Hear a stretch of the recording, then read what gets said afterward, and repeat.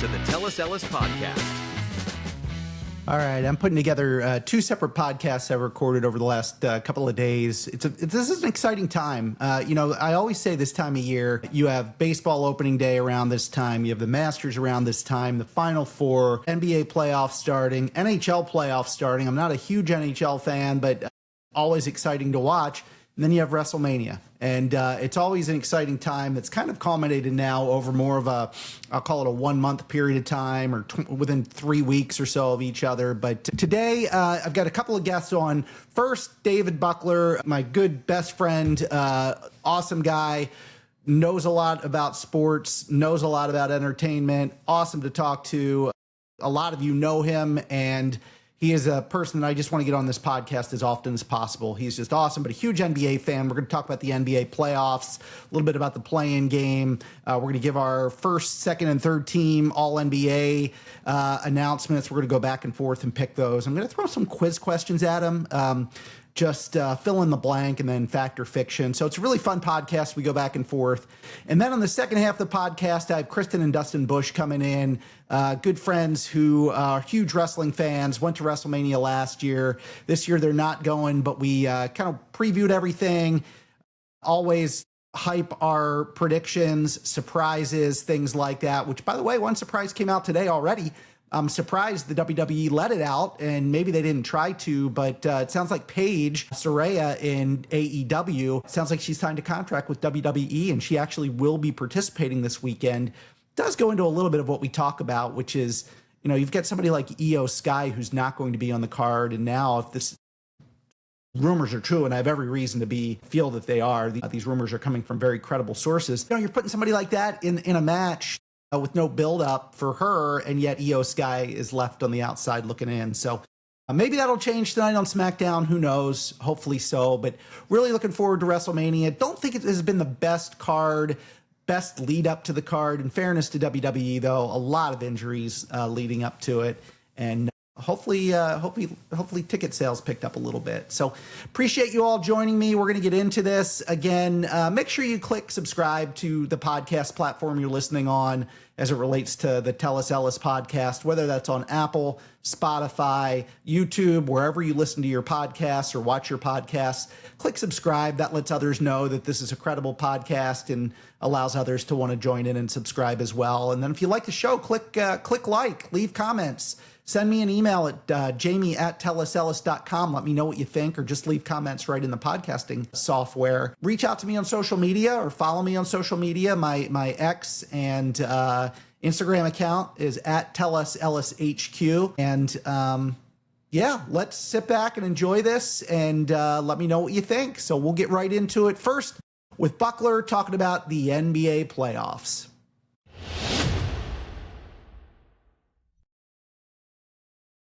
All right, it is Friday, and that means two things this weekend. That means the NBA playoffs are starting tomorrow officially, and it's WrestleMania season too. So both things that you and I like, David. You've been on the show before. Welcome back. It's great to be here, Jamie. Yeah, if I could talk about two passions with you, the NBA, number one, and number two is pro wrestling. So this will be a good show today. Yeah, I'm really excited for both. Boy, I'll tell you, NBA season, I feel like it flew by. I feel like we were doing a podcast on your show, the Core Four, back at the beginning of the season, guessing all of these wins and so forth. And I went back and looked at it. In some cases, we were really good, and in some cases, we were really dreadful. But early results in the play-in games. Just let's start there. Let's go back to night one. I'll tell you what. It was a great night one for the play-in game. What did you think this year? And it was a great night one. I'm not sure the NBA ever needed it more than they needed it on night one. This was a really, really down regular season. It was a very regular season that the focus was not often, Jamie, on the product on the court. It was about who's playing, who's not playing. It was on which teams are trying, which teams are not trying, or tanking is the big word now, right? Yeah. So the NBA really, really needs all the playoffs to be exciting and to put the focus back on the court. Certainly the early returns on the play-in games are pointing in that direction. Now, if there's one negative to the play-in, it's that the 7 and 8 seeds might get smoked in the first round. So I want to talk a little bit about with you about which of these teams that gets through the play-in could actually make some noise? Well, and so I've thought about that a lot, and I think there are some teams that could make some noise. Am I saying they would win a series? I'm not saying that, but could they make it a series? I think you hit a really good point, Dave, that the regular season, whenever the talk is about something other than the play on the court, that is not good. When you looked at it at first, it was about the gambling and Chauncey Billups. Right. I forgot even the gambling stuff. I forgot. That's right. That was not good news. And then, as you said, it always comes back to, hey, I'm getting excited to sit down for NBC Tuesday night and, half of Oklahoma City's not playing. And by the way, the other half is still pretty damn good. But it is a problem. Tanking is a problem. Have you given thought to what is a good solution? And I know that there are websites out there, podcasters, everybody throws out their 2 cents. Have you given that any thought? It's a real problem because of the nature of the sport, because one player can turn around an entire team. Doesn't always happen. In fact, we saw it with Cooper Flagg this year. He's really good, and Dallas was terrible. So, however, LeBron James went to Cleveland in 2003, and they were never the same again because he's so excellent. And that when you have the ability to turn a team around with one player, this is going to be a problem you have to deal with. Unlike the NFL, Jamie, where Mendoza might go to the Raiders number 1, and they might stink next year, and look at the teams drafting at the top of the NFL. It's the same teams that draft every year at the top of the NFL. So basketball has a problem in that one player can come in and change a destiny of an organization for a while. I'm not sure the answer. I like the play-in. I like the idea of flattening the odds. But then it's like, should the Wizards get the same odds as the LA Clippers, who just got eliminated? I don't know. That doesn't sound right either. Yeah. I don't know. I know you're not a big soccer guy, and I talk about international soccer sometimes because I do like their system of promotion and relegation. And I've thought about this in baseball. In fact, my last baseball podcast, I talked about it a little bit, where I'm not saying you bring in minor league teams or anything like that. I'm saying, like, for baseball's purposes, take the 30 teams, split them up into 3 10-team divisions. And if you are the top 4 in your division, you make the playoffs. If you're in the bottom 4, you get relegated down to the next grouping. And what I think could happen, like the reason I like this in baseball is, I think what would happen is the big market teams would go towards the top, the smaller market teams would go towards the bottom. But from a playoff standpoint, you're getting 4 teams from each of those groupings all the time. And once you get into a series, it's like anything can happen. So I'm not saying that is a solution for basketball. It is a different sport. And I don't really know if in the NBA, teams would even care that much about being in the third grouping versus the first grouping. They might like it more because they can be more competitive next year. I don't know. It's a problem that does need fixed, and it does not have a simple solution. And they've really tried, right? I mean, it's not as simple as the worst team gets the first pick. They have tried to come up with something. In this season, for some reason, it was really magnified, though, Jamie, where you had 10 teams in the league that were racing towards the bottom of the draft. And then you combine that with, well, we're going to add 2 teams. Yeah. I mean, Seattle and Vegas are sexy cities to add to the league. And as a Grizzlies fan, that's probably good because Memphis probably gets bumped to the East, which would be good for me. I could see them play more, but and maybe a weaker conference. But we need more teams. I mean, we have 10 to 15 teams that were not competitive this year. Yeah, there's a lot of mediocrity, and it is a big topic. And look, the NBA owners are probably going for a money grab here. If they're saying, hey, each new franchise is going to bring $8 billion into the league that can be split amongst teams, what's their incentive not to do it? Do you like ideas, Jamie, like maybe the top teams in the conference could pick their opponents for the first round? Yeah, I don't love that, though. I don't love that. What about reseeding after the first reseeding? round? I like, reseeding I like better, especially if you take both the Eastern and Western Conference and say, number them 1 through 16. And let's play it that way. Do you do something with the play-in game where you give extra incentive to the teams that are kind of back behind the 8 ball, not playing well? Do you give them extra incentive somehow to win and maybe clinch a playoff spot and still get a lottery pick maybe? I don't know. There's so many things that are bandied about, and it just needs fixed. I don't know if there's a great overall solution. I think they need to play with it for a little bit, but I don't think they can go another season without something in place. And I say that living in Indiana, where I know, look, the Pacers were hurt by their injury, but they had no incentive to win this year. And you watch, by the way, they're going to end up with like the 5th pick, which then gets conveyed over to the Clippers, and it's just going to backfire on them. So it's a big night tonight for the Grizzlies. You know, these play-in games tonight. We need Orlando to lose, and we need Phoenix to lose. So, you know, and I don't love rooting for teams to lose. That's not the spirit of sports. But, you know, Memphis gets the best or worst, however you look at it, of their number 1 picks. So if they're in the playoffs, they have no chance to get the lottery number 1 with the member. I mean, Dallas had a 1.7% chance last year. So if the Grizzlies get their own plus one of those other 2, and they're all in the hopper with these ping pong balls, Memphis could conceivably have 2 of the top 5 picks in the draft. Which, if that happens, that is absolute game-changing. And you know, I read an article today about the Morant trade rumors heating up, that more teams are now in on him for whatever reason. Sure. If I'm Memphis, cut bait. Let me get one of these other top picks. Let me rebuild a franchise maybe around somebody more stable. I don't know if you agree with that, but yeah, I do. No, he's going to get moved like Trae Young did. No draft picks, two players. No, I totally disagree. He's not bringing in a Desmond. In fact, it's amazing they got 4 number 1s for Desmond Bane, frankly, and Orlando's still swimming in the mediocrity of the Eastern Conference. The point with Morant, quickly, if we could, is that his game has not improved. And he is now a problem off the court, and he's due for an extension. You're not going to find a team at the deadline thinks they can integrate a player like that. So they're going to have more success over the summer because you get a training camp, and you get more opportunity to work him in. But for Memphis, you have a better chance of being their starting point guard next year than he does. There's zero. You think so? Chance. Yeah, you think I have a chance? You have a good jumper. Yeah. Well, you said something. No chance to start. He's playing for Memphis next year. 0. You know, his stats are breaking down. You have the off the court stuff. You mentioned those, but he's also taken a beating over the years. And, you know, you saw what happened with Iverson when his body broke down. Those smaller players, it's just, they can't come back from it. And well, and they say like, well, what about Isaiah Thomas? Like, can we stop?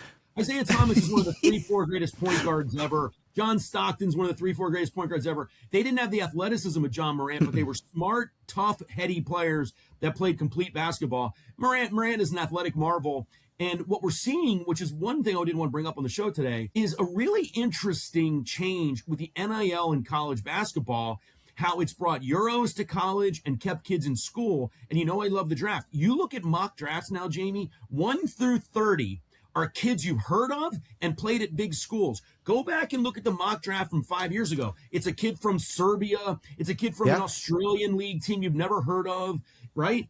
I mean, you're just it's really fun taking a now. shot on it. It if it hits. You know, I have noticed that, and you're right, the NIL, and you see that across sports right now, football as well, where kids are saying, hey, I can stay in school and get $2-3 million. Not a bad deal. And isn't the draft fun now? I mean, you got a BYU kid. You have a kid from Michigan. You have a kid from Duke at the top of the draft, right? The kid from Kansas. The big schools, we just watched them play in the NCAA tournament. This isn't like, well, this kid played for Israel and this kid played for the Greeks national team. You know what I mean? And so the draft is super fun because we know these kids now.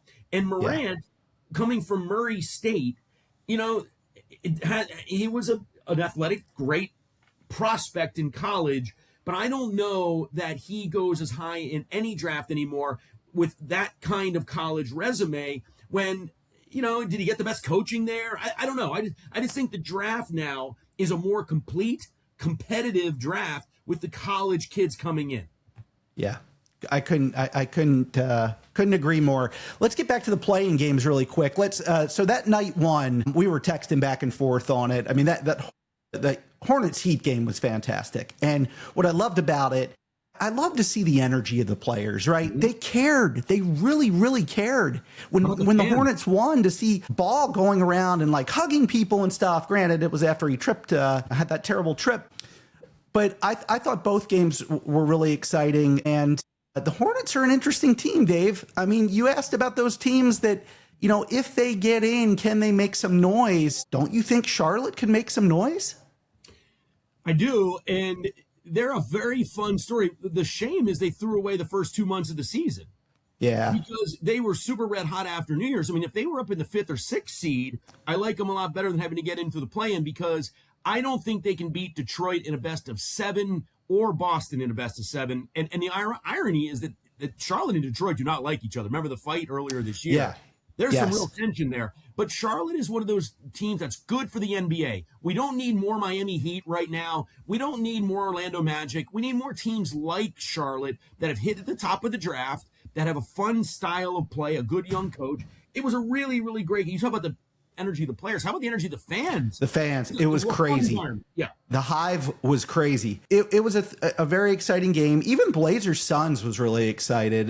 Let me say this real quick, Jim, before we move on to Charlotte. By the way, stop crying, Miami. If you don't like the fact that you're at one and done, then don't get in the play-in tournament. And I don't care that Bam Adebayo got hurt. The Memphis Grizzlies had 15 players on the injury report the last game of the season. Injuries are a part of the league. Bam got I'm sorry, but they were not a title contending team anyway. So, I mean, the injury stuff, look at the Lakers. 2 weeks ago, they might have been the best team in the Western Conference, and now they're out in 5 at most. Yeah, it's agreed. Do you think Lonzo Ball should have been suspended? I think if you went back and looked at basketball in the 1984 finals, Kevin McHale clotheslines Kurt Rambis on a fast break that would make The Rock proud. I mean, he clotheslined him into the front row, and the Lakers got 2 shots. No, this is grown man's basketball, and I agree. Like, stop crying and moaning. I understand what you're saying, but I am saying, just based on the era that we live in and the rules that we're playing by, if this was a middle of the year regular season game, does Ball get suspended for that? Because I think he does. Yeah, maybe. I mean, I don't know. This is the greatest basketball league in the world. This is not middle school basketball. These guys are grown men, and it's a tough. I don't know. I just like think what the Pistons used to do to Michael Jordan. Yeah, I don't know. Yeah. So 2 good games the first night, and then the second night, you get a little bit of. I didn't mention. I'm sorry, real quick, Jamie. I didn't mention anything about the Blazers yet. How did Denny Avdia turn into this player? He's absolutely magnificent. And if you're a Washington Wizards fan, you've got to be sick to your stomach. I will say, getting rid of him when the Wizards did. Well, I'm laughing at myself because I want to say it wasn't part of the plan at the time, but when one of the Wizards really had a plan, right? No plan. Right. No plan. So great question. I'll tell you what, he's played unbelievably. And when we'll go over our first, second, and third team All NBAs, I'll tell you, he's a name that I had to look at a couple of times and think, boy, has he played himself into a third team or something like that? Because he's just been amazing. I just wish I could pronounce his name, but I can't. So Avdia, is that good enough? I just call him Denny. All right, Denny, good. But I do want to say about, these Euros came over and he went to a bad team, and the Wizards just, it reminds me when the Minnesota Timberwolves had the 5th and 6th pick in the draft when Steph Curry was in the draft, and they didn't take him with either pick. Yeah. And there's a reason some teams stay at the bottom, and can you imagine they passed on Curry? I mean, teams before them did too, but the Timberwolves had 2 picks. The Timberwolves. Their draft history is not a good one. No. If you go back, it's multiple point guards, if I recall. I can't remember the year it was, but yeah. I'll tell you. One last note about the Suns, by the way. They get the full Dylan Brooks experience on the play-in game. He's pretty good, right? Dylan Brooks had a big game, and he fouls out, and he's not there at the end. And wait till you see what he does tonight when he puts up a 2 for 14 in an elimination game, and the Suns, cross your fingers, lose. Yeah. You know what, though? I do give the Suns credit. I don't think either of us saw them being what they were this year. I think we joked about them having like 15 centers on their team or something like that. I think Jordan Knott's done a decent job of trying to get the inmates together and create something out of it. Inmates is probably not the right word. The disparate parts together, I'll say. So I do give them some credit. I think that as we look tonight, I think that I'm hearing a lot of tension in the Orlando locker room right now. I think Jamal Mosley is probably gone at the end of this year. I don't know if you agree with that, but we'll see what happens. I was glad the Sixers won. Not that I'm rooting for the Sixers, but the Magic have just been so disappointing all year. Yes, they've had injuries just like everybody else, but Bane did not solve their problem that they thought that it would solve. No, because when you make a trade for the quote unquote final piece, you better make sure you have the first and second and third piece.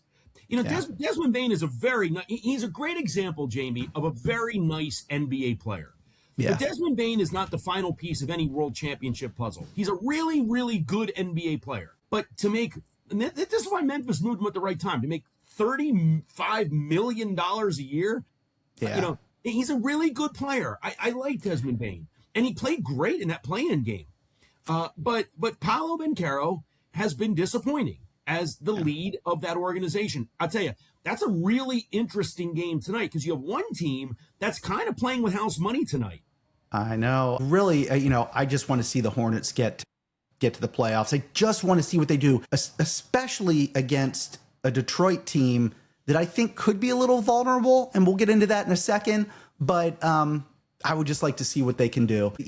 Look, they are playing with house money.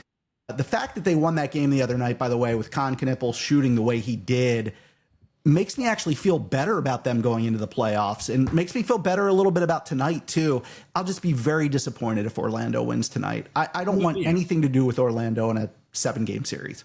Nobody wants Orlando to win tonight. Charlotte's a fun story, but in fairness to Con Knippel, it's an education. The playoffs in the NBA it's 2 seasons.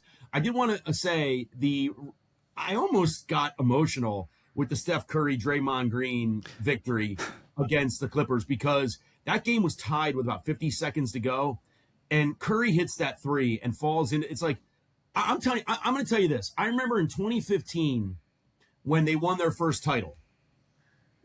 And I cried because I had never seen Golden State. Well, I'm not a Golden State fan, but I like when new teams win. I'm like, they sucked the whole time we knew each other. Like growing up, 1975, last time they won a title with Rick Barry.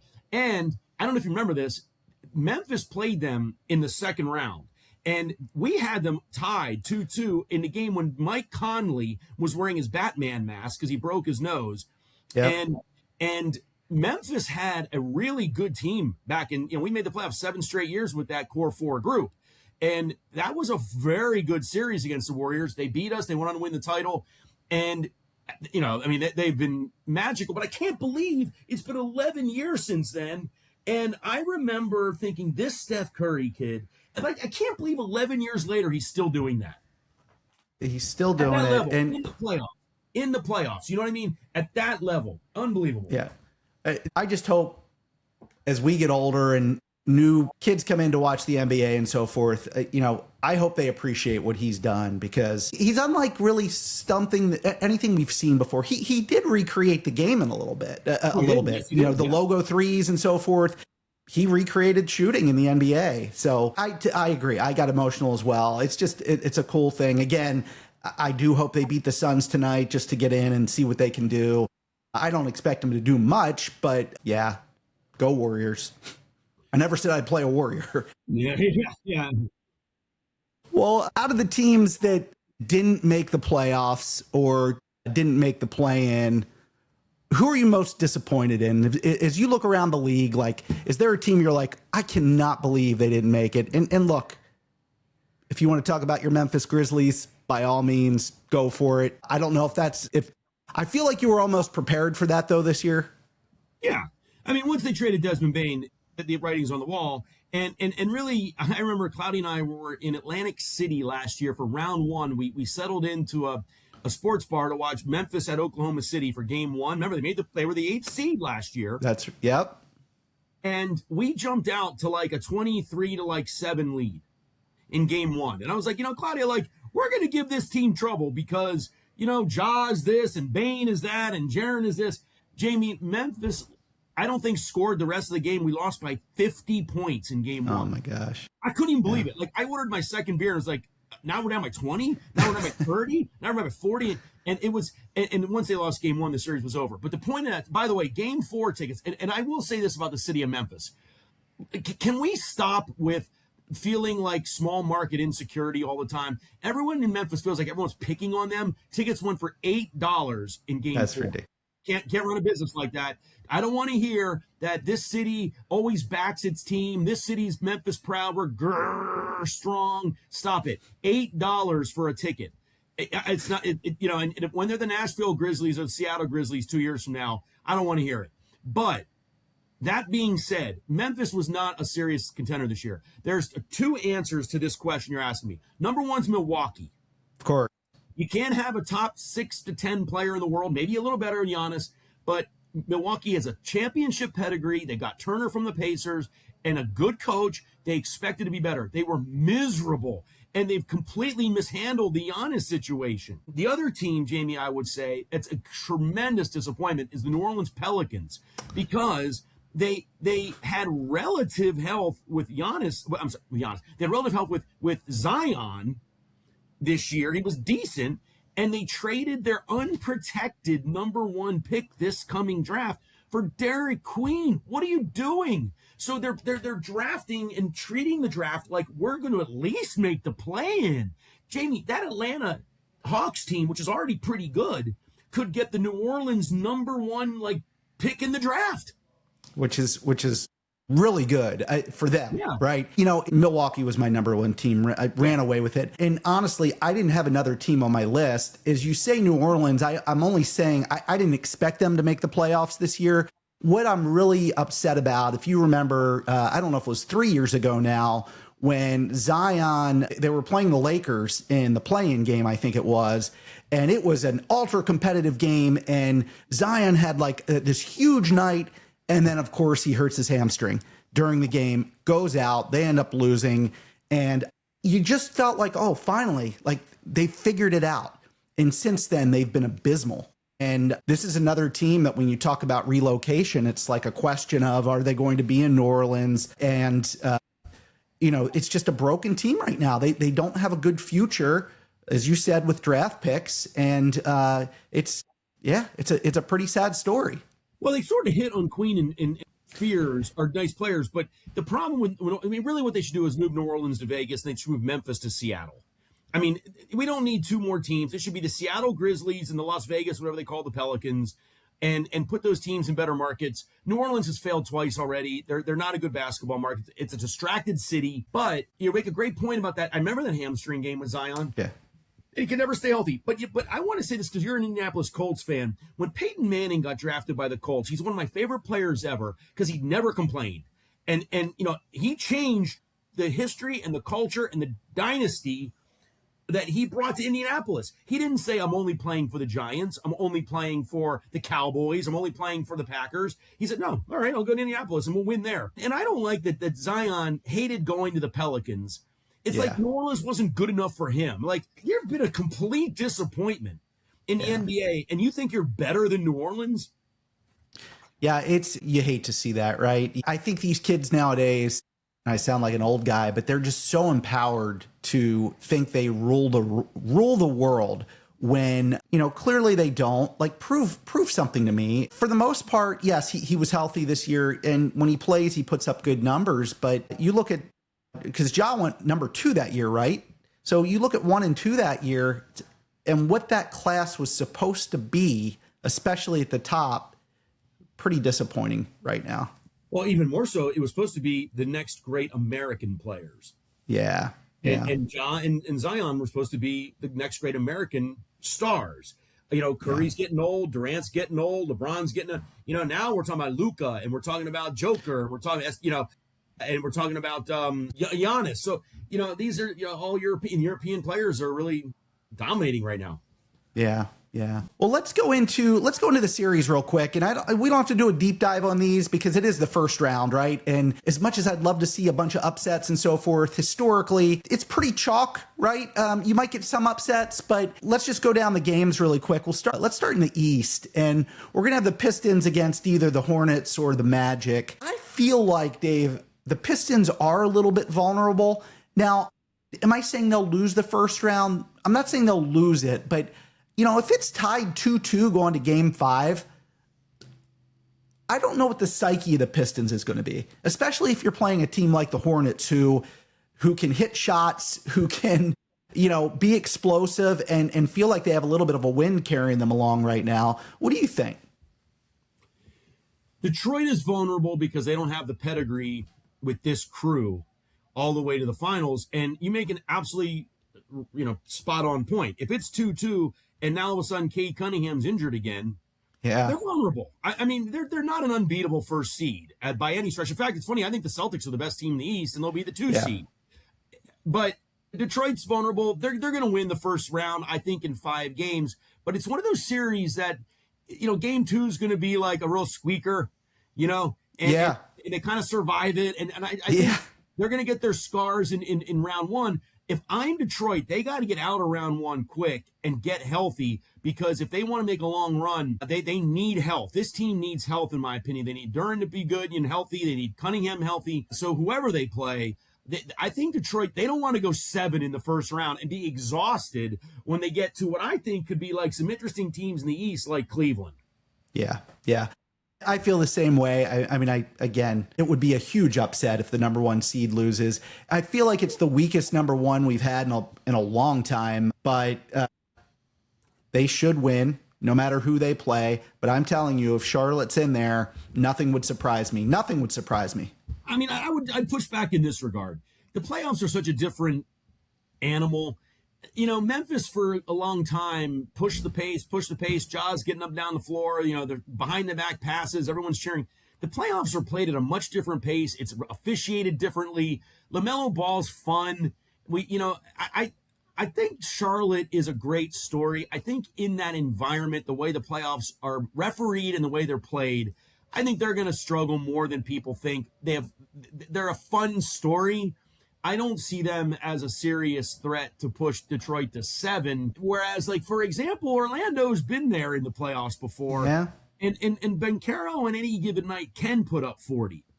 Yeah. And plus you have the Lonzo factor, right? Lonzo will do anything he can to fuck up the game. I'm just being blunt. Like, right. That inbounds pass that he threw, the foul on the 3-point shot. He is very inexperienced in these types of games. And I don't have a lot of confidence in him in regular season games at crunch time. Now, don't get me wrong. He scored the winning basket, was great. But you're right. It's a very young team, a very inexperienced team. And I thought that wasn't well coached in that game. I thought the coach for the Hornets sort of like let them down at the end of the game. I didn't think the Hornets ran good plays at the end. They ended up winning. But if that layup rolls out, Ball's kind of the GOAT of that game. And look, not to take anything away from them. It's been a really fun year for Charlotte. A really fun year. It would be a really cool story to see what they could do. But we don't have a long history in the NBA of teams that are like the quote unquote fun teams. Right. And beating, real good quality teams. And I think Orlando, if they get through tonight, actually has a better roster for playoff basketball. Yep. I agree with you. I 100% agree with you. Let's move to the 4-5 game, which is Cleveland and Toronto.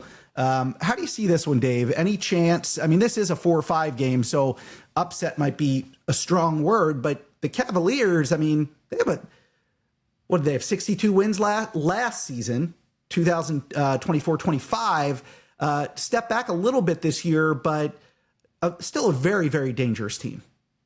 I think the NBA wants Cleveland to win because James Harden is an interesting story. And, when you have James Harden, you have a shot. And they have good players. Mobley's a good player. They have a nice team. Donovan Mitchell's going to show up on all NBA, rosters, all NBA votes. So Cleveland, to me, is going to win in 5, but a little bit of a muddy, ugly. You got to love these 1:30 on Saturday starts or whatever. Like that. That's not the prime time series because most people think that Vince Carter still plays for Toronto. They don't even know the roster. But Toronto's got some talent, and they've done okay in the draft the last couple of years. But I don't think any of us are like dying for more Toronto Raptors basketball. No. It's a good basketball city, though, and home games in Toronto are going to be hard. They come out, they support their team. So I agree with you. It wouldn't stun me if the Raptors won this series. Scotty Barnes is a great player. Again, the Toronto factor, the city. It wouldn't stun me. I would be disappointed if Cleveland lost. I would be really disappointed. It is a good sports city, though. You're right. I mean, they were great for the Blue Jays last year in the run to the series. I mean, I've heard from, read on the internet or whatever, like, players like playing in Toronto. It's a Yeah. good sport. Yeah, it's a fun. Have you ever been to Toronto? I've never been to Toronto. Yeah, I only went once in my life, and it's kind of a fun metropolitan city. I mean, we think it's just out of the United States that they play minor league basketball, but that's not true. That's a good. I still think Cleveland is the pick here. Yeah, yeah. By the way, Montreal's a fun city too, and I'd love to see baseball back in Montreal. I think they'd support it. Different story for a different day. All right, then 3-6, we've got the Knicks and the Hawks, Dave. I think this is a very interesting series. The way Atlanta's been playing. What are your? I'll go to you first. What do you think? Yeah, it's a fascinating series because the people in New York think that the Knicks are like right on the precipice, on the edge of winning an NBA title, and they did not draw. They're an easy opponent here in the first round. I mean, the Atlanta Hawks have had a really, really nice season to stay out of the play-in. I thought they were a guarantee play-in type team, and then they trade Trae Young, which again, it's going to be a similar type of trade that Memphis does. And by the way, another small guard who maybe was better than in his own mind than he actually was on the court. And the Hawks have been great. I mean, Johnson's a wonderful player for Atlanta, but that trade with Washington was sneaky good. CJ McCollum's been nice for them. Kispert's been nice for them. And there's no horse shit with Trae Young anymore. Totally and all this stuff, right?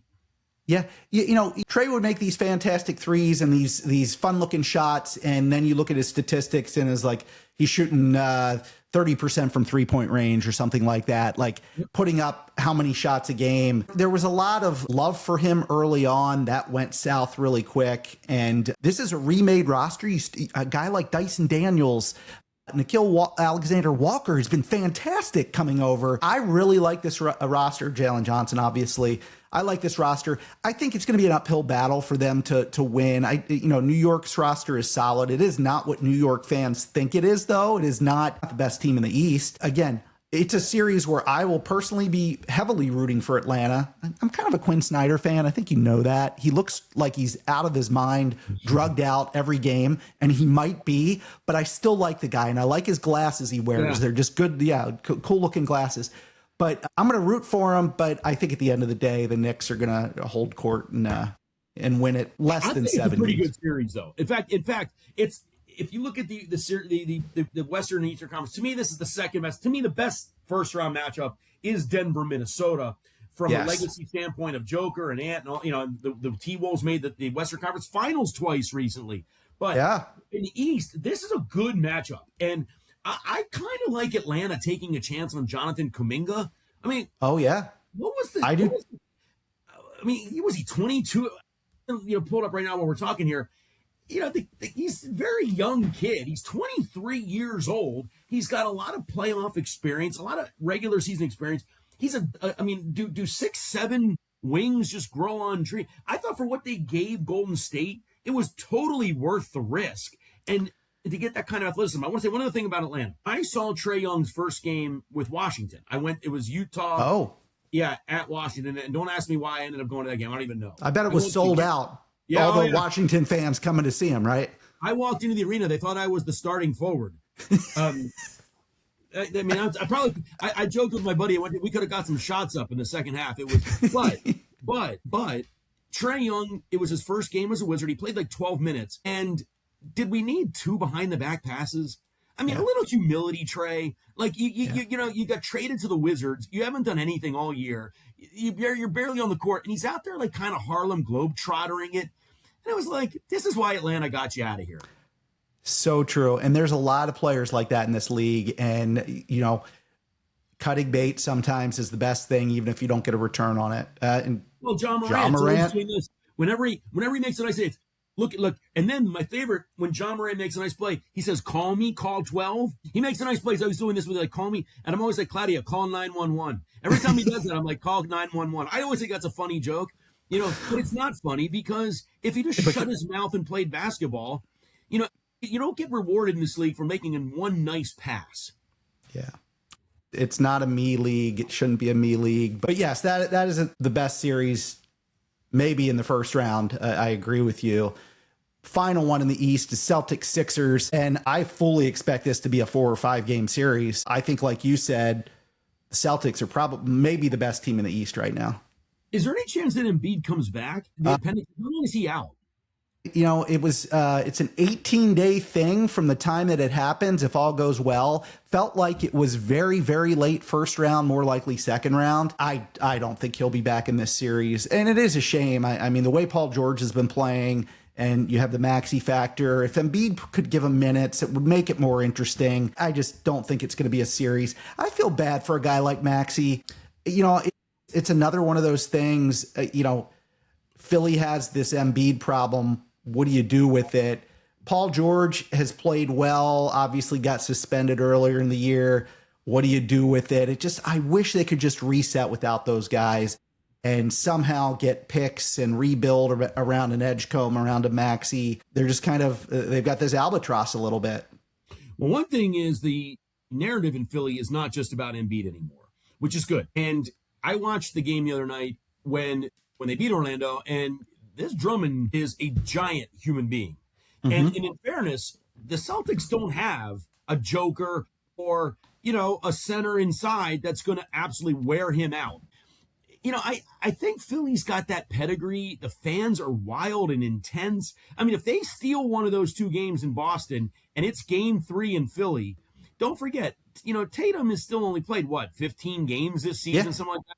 I mean, Jaylen Brown's been first team All NBA. He's been incredible. However, that the rivalry's good. The uniforms look good together. The names sound good together. I mean, I think Boston better tighten their sneakers here, because Philly is one of the things I like about Maxey is that if the game is close at the end, Philly's going to, be tough out because he puts them in the right positions. He dominates the ball, right? And so he's a good free throw shooter. He's a wonderful player, absolutely wonderful player. Boston should not look past Philly because of Embiid. I think they've got some real guts in that organization. I was just looking at their upcoming draft picks. So their 26th pick goes to Oklahoma City. They own the 26th pick of Houston, which, it's a deep draft class, though. I mean, there's some good players out there. And then 27, they own their own picks. It's not great. They don't have a lot on the line there draft pick wise, but yeah, we'll see. We'll see what happens. I think the Celtics are just better than them, even with Embiid. Moving to the West, Dave, 1-8. We've got the Thunder against the winner of the Suns Warriors. Any chance that the Suns or Warriors make this call it a 6-game series? Do you think the Warriors could push them? Anytime you have the best shooter who's ever lived, you have a chance. I mean, Golden State, Steph Curry gives them a chance in every game. He was so electric the other night, and they have a lot of pride on that team. I think Oklahoma City beats them in 5. We don't want to say 4 because that's disrespectful. They probably beat them in 5. But what if SGA twists his ankle in game 1? I mean, this is sports. This isn't NBA 2K, right? Yeah. They do feel deeper, though, than most teams, right? They could bear an injury, even to an SGA. I feel like they could bear an injury more than a lot of teams in the league. But I hear you. If that happens and Steph catches fire, I do worry about Steph's minutes in a series of 7 games and how much is he going to have left by game 6, game 7. But you're right. Anytime you have a great shooter out there, one of the all-time greatest shooters, you have a chance. Well, I would like that series, OKC versus Golden State, simply because it would feel really like Hogan passing the torch to the Ultimate Warrior, right? I mean, it's, you know what I mean? It's the Warriors have been the NBA for the last 10, 15 years as they came up there. And this would be a little bit like, they pass it along to OKC, which may not be getting the respect that they deserve for going through a regular season after winning a title. It's hard to get when you're OKC and you're going to be in the playoffs. Are you super excited to play Brooklyn in December? Are you super excited to play Utah in January? They know they're going to be there. And so I give Oklahoma City a ton of credit. They're going to take care of business in this, whether it's in 5, 6, or 7. They want to get out uninjured. Just get to the next round because they've got real monsters waiting, I think, later in that bracket. Completely agree. Completely agree. Let's talk about the 4-5 game, Lakers-Rockets. Very interesting matchup. Would have been a lot more interesting if the Lakers were healthy. Does sound like maybe Luka could come back middle of this series. Is that what you're hearing? So I'm hearing, and let's say it's 2-1. Maybe he's looking at game 4. I mean, if it's 3-0, Houston, he's not coming back. Yeah. I mean, no, I mean, they got a shot. It's just a shame as fans. It's a shame. I don't like the Lakers, but it's a shame for all of us that they're not healthy, because there's a lot of star power on that court, at least big names. Now, Houston, to me, Jamie, the Van Vliet injury was tough, but if Sengun plays at an all-NBA level in the playoffs, they're a tough team because they do have the greatest scoring forward of all time. Yeah. I completely agree. Yeah, I hear you. And I was excited about the Rockets. Their coach is okay, too. I was excited about the Rockets opening night, against OKC, and coming into the year. The Van Vliet injury, we all agreed at the beginning of the year, just crushed them. Absolutely crushed them. Odd that they didn't address it in the trade deadline or during the season. I mean, I like Reed Shepherd and everything, but they could have gone out and made an aggressive play for a guard, right? Yep. No, I was perplexed by it, because you did see, some of these veteran guards even that were clearly available. Just put somebody in there. So it feels like things kind of fell apart for him a little bit. Look, it's still a really good roster, a really good roster. And anytime you have a Kevin Durant, you can do something good with it. I wish they would have been much better with Van Vliet there, but should be a good series. And I do hope that, what's Reeves' status, by the way? How long out is he? Is he out for the series, or I just see out for? It doesn't say anything about long term. I thought he was out for the series. Maybe coming back like the Western Finals if they made it that far. I don't know. The internet can tell us, right? Yeah. Austin Reeves news. Here's game 1. Announcement before game 1. He's out. There we have it. Yeah, I get a sense it's a longer term injury. I think is it a calf strain or something like that? It's one of those injuries I don't think you want to mess with. Well, Brandon Clark for the Grizzlies had a calf strain for the last 9 months. So, yeah. And look what happened to him. Did you hear what happened to Brandon Clark? Yeah. And he got arrested and all that. Great. Just great. Which is incredible because, he actually is one of the guys I really liked, and he just seemed to be a really upbeat guy. Yeah, that surprised me. It's completely surprised me out of left field. Very disappointing. So then we've got a really good series, Dave. Nuggets, Timberwolves, the 3 matchup. As you said, Timberwolves in the Western Conference Finals 2 years in a row, and they're getting healthy. The Nuggets have just played incredible down the stretch. Have one of the, if not the best player in basketball. What do you see in this series? Well, Joker is the best player. He's the best player in the world. He's been the best player in the world for 5-6 years. He terrifies me. I remember when Memphis was, number 2 seed in the West a couple years. I never felt like they were going to go through Denver. He's absolutely 1,000% built for the playoffs. And if he's healthy, he orchestrates like a conductor, and they never feel rushed. They never feel out of control. They didn't have a great regular season, but again, it doesn't matter. Denver is a really good team when he's healthy and on the floor. And I don't love Jamal Murray as much as some, but he's had a good year too. Had a really good year. They're a good team. My problem is more what Minnesota does not do. Yeah. And there's times where I feel, correct me if I'm wrong, I feel sometimes like Ant is a little bit more passive than he should be. In other words, is he the face of the league or not? Does he want to be like the face of a franchise or not? I don't know. And I don't know. They got to the Western Conference Finals twice, but they didn't get close to the NBA Finals. They didn't push it to a Game 7, I don't believe. No, I don't think so. Right. Yeah, I agree with you. I do feel that way about Ant, that. And I don't know if it's passive. I don't know what the right word is. For a while, I thought it was, hey, he's got Cat on that team, and he's gonna defer to Cat sometimes. He should be the guy there. He should be the one with his foot on the pedal every play. And I don't feel it. He had some injuries this year too.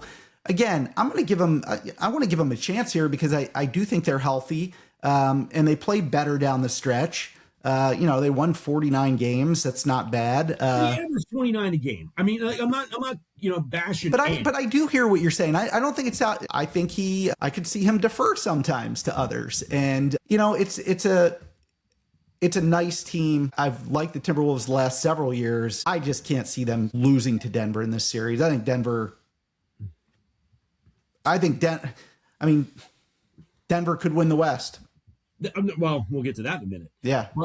But, for a guy who scored 29 and everyone loves Anthony Edwards, you're the number 6 seed in the West. I mean, Jordan was scoring 32 in the East, and the Bulls were like barely scraping into the playoffs. So it's either a problem with Anthony Edwards as the lead of this organization, or they're not quite deep enough. I mean, Mike Conley, God bless Mike Conley. I love him as a Grizzly. His best days are beyond him. They missed out on the Dillingham pick. Wasn't great. I like Rudy Gobert, but he can be neutralized sometimes in big series because he's an offensive liability. It's a really interesting series because if Minnesota gets through Denver, we've seen them go to the Western Conference Finals. I don't think they are. I think if Joker's healthy, he just knows this team too well, and Denver's going to beat them. I wouldn't be shocked, Jamie, if this is a little easier than maybe we think it's going to be. Yeah. The Dillingham thing is disappointing, and they did miss with that. And even more so than being disappointed over how they missed it, they haven't done anything about it, really. And I think they should have done something more. You're a team that made it to the Western Conference Finals 2 years in a row. You're right there, right? Yeah. And we're still back with, kind of where we were last year. I mean, I'd have been even okay with like the Trae Young thing. Like, I don't love Trae Young, but wouldn't he have been nice off that bench if he was healthy for the playoffs? I mean, a couple low-end bench guys and Washington gave up for him. It just feels like the same Minnesota team, to your point, that wasn't good enough the last couple years. Yeah. Well, that brings us to the last series in the first round, and that's the Spurs against the Trailblazers. Spurs have been remarkable this season. I mean, absolutely remarkable. 62 wins. I don't think any of us saw that coming. I think we saw them being improved. I don't even know if we saw them playing 500 ball this year. And 62 wins, very competitive against the Thunder. It goes through Wembanyama. Don't get me wrong. They have some really, really good other players on that team. But any chance you see the Trailblazers making this a series? Again, if Wemby blows his knee, we don't want any injuries for players because he's such a special talent and fun to watch. But if Wembanyama, let's say he gets like a calf strain and he's limited, the Blazers are an extremely athletic team. And if Klingon can like do a little damage inside and at least respect Klingon inside, the real shame for Portland is that they kind of hit on the Shaedon Sharpe pick and the Avia trade. It's the Scoot Henderson piece, right? Is that Scoot Henderson was supposed to be like, and I saw him playing the Summer League, Jamie, and I was like, whoa, this kid's really good. He's been a very mediocre NBA player. And it's a shame because he kind of unlocks everything for them. My thing with Portland is Avia is becoming very clutch. And if that game is tied late in the game, they kind of feel now like we know who the ball goes to. I would argue with Portland the last couple years, they didn't know who that ball goes to.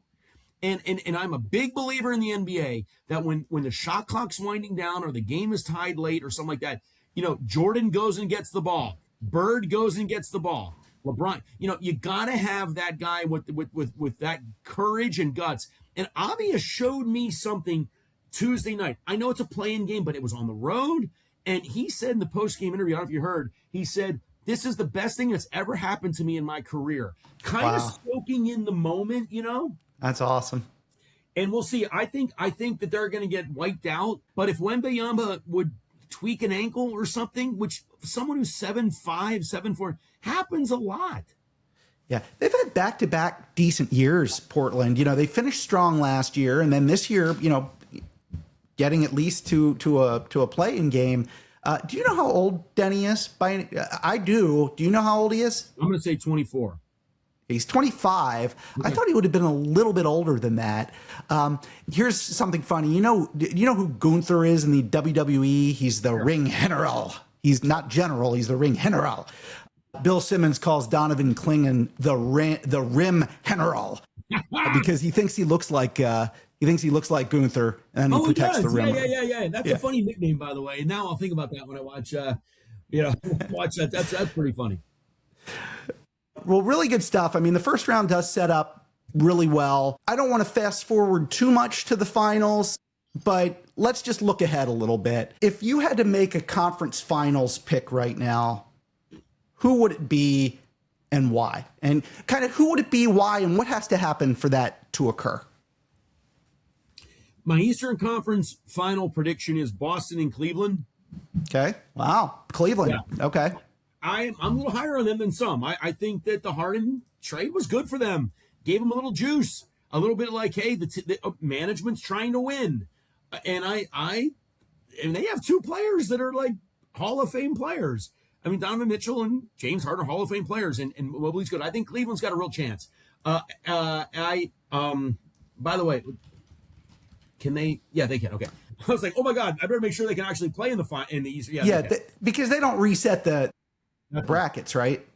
That would have been super embarrassing. So I think Boston and Cleveland. I do think Boston's going to win the East as long as Tatum has no minutes restrictions. If Tatum can play like Tatum can play, I think they're going to win because, boy almighty, Jaylen Brown has just been sensational. And they have, Derek White is great. They have a really nice culture there. And Missoula, to me, we'll get this maybe later with Coach of the Year, East Coach of the Year. Don't cry for our team. We're going to be fine. I think in the Western Conference, Jamie, I like OKC against Denver. And I am just a believer that when Joker is healthy, that team is just really tough to play and really tough to beat. Yeah. Hard to disagree with any of that. As I looked at the bracket, I feel like Boston's coming out of the East. I would have to agree with you on that Eastern Conference Finals just because I look at those other teams and I really don't think Toronto is going to be able to upset Cleveland. And I just don't have a lot of faith in Detroit. I'm not going to disagree with your Eastern Conference Finals pick. In the West, I'm gonna go chalk and just say OKC versus San Antonio. I think OKC gets it done, and I think the Spurs are, they'll be back provided they're healthy. They'll be back, and they're going to have a really, really bright future. This West is going to be so tough for a long time, and this is why we talked at the beginning about do you reseed or something like that. Boy, I wish you could, because you would have a lot of these Western Conference teams really duking it out at the end of the tournament versus, unfortunately, having a first-round game like Denver and Minnesota. That could be a quarterfinal game in a tournament. But well, let me say this: there are two heavyweights in the West. Oklahoma City and San Antonio. And people may not realize this. The Denver Nuggets won their last 12 games. They're 12. I know. Right? 12 and they still are 8 games behind San Antonio. So San Antonio had a really wonderful season, 62 wins. But also, Jamie, goes back to what we talked about at the beginning of your show today, that the tanking issue can't be solved 100%. Because how did San Antonio get this good? They won the Wemby lottery. Yeah. If Victor Wembanyama's on Sacramento, I'm not joking, Sacramento's in the playoffs. They might be the 6th seed, but they are in with a bright future. The Spurs got lucky a couple times in their history, and getting Wembanyama, now they're 62-20. I know they got Harper and Darren Fox, and Castle's a nice player, but it all goes through Wembanyama, and they're 62-20. I don't think they're going to win it this year, but we are clearly in an era where their title window is wide open. Who's going to win the finals at the end of the day? I have Denver over Boston in 6 in what I feel is the finals that we've been expecting off and on for the last 4 or 5 years. I feel like Denver and Boston have been the best NBA teams the last 5 or 6 years. Oklahoma City's wonderful. Golden State's had moments. I get it and all of that. But I feel like it's been a Joker and Boston league. And I think it'd be a wonderful finals this year. I think you would have, maybe the best center ever. We can start making that argument against a wonderful story with Tatum coming back with the Achilles and all of the heritage and history with the Boston Celtics. So I'm going to go Denver in 6. And I think this is going to cement Joker as really one of the 10 greatest players who's ever played the game. Yeah. People still don't realize how good he is, and it's a shame. If you get to see him in person and play, you immediately see it.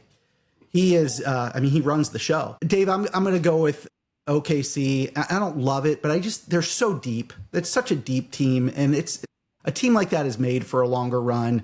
I'm going to go OKC over Boston. I'll say it's in 6 games. I don't love the fact that I have a team going back to back, but it's how I feel. Well, they've won before, which always helps because teams that have won before know how to do it. And, they have the pedigree. They're not going to be scared of the moment. And Oklahoma City is a strong pick. All right. Well, let's go really quick. I want to give you some fact or fiction really quick. Quick answer, okay?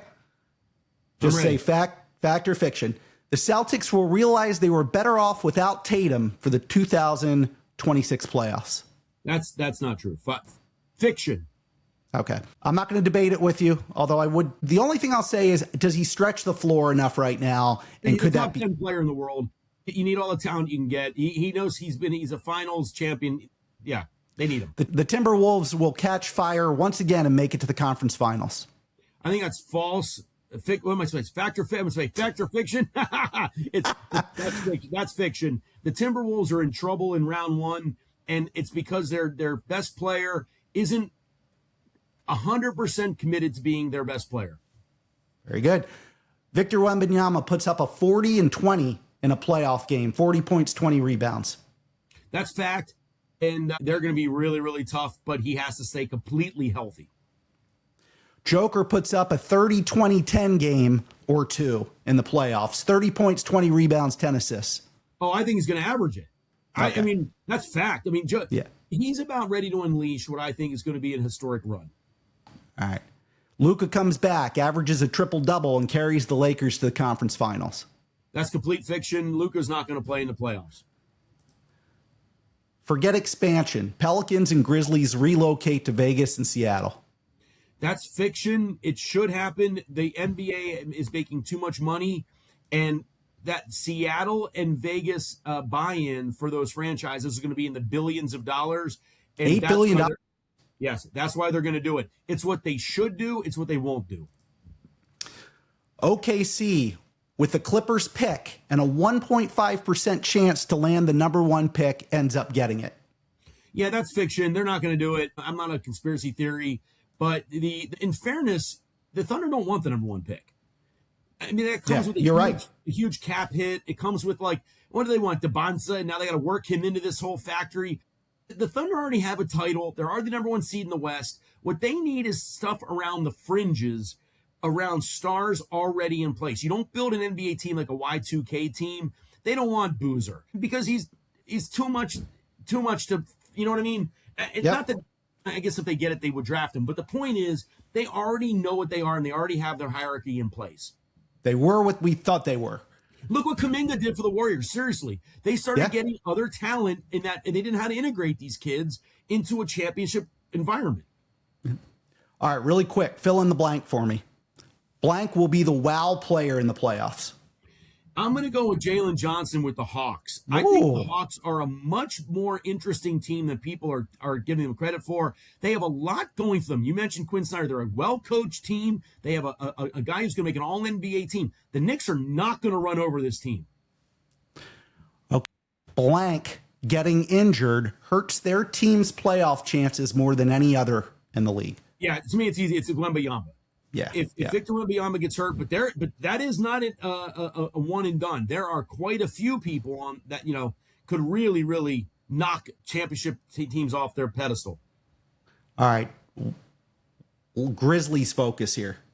Blank, whether it's a current player, a draftee, a free agent, who will make the 2027 Grizzlies a playoff team?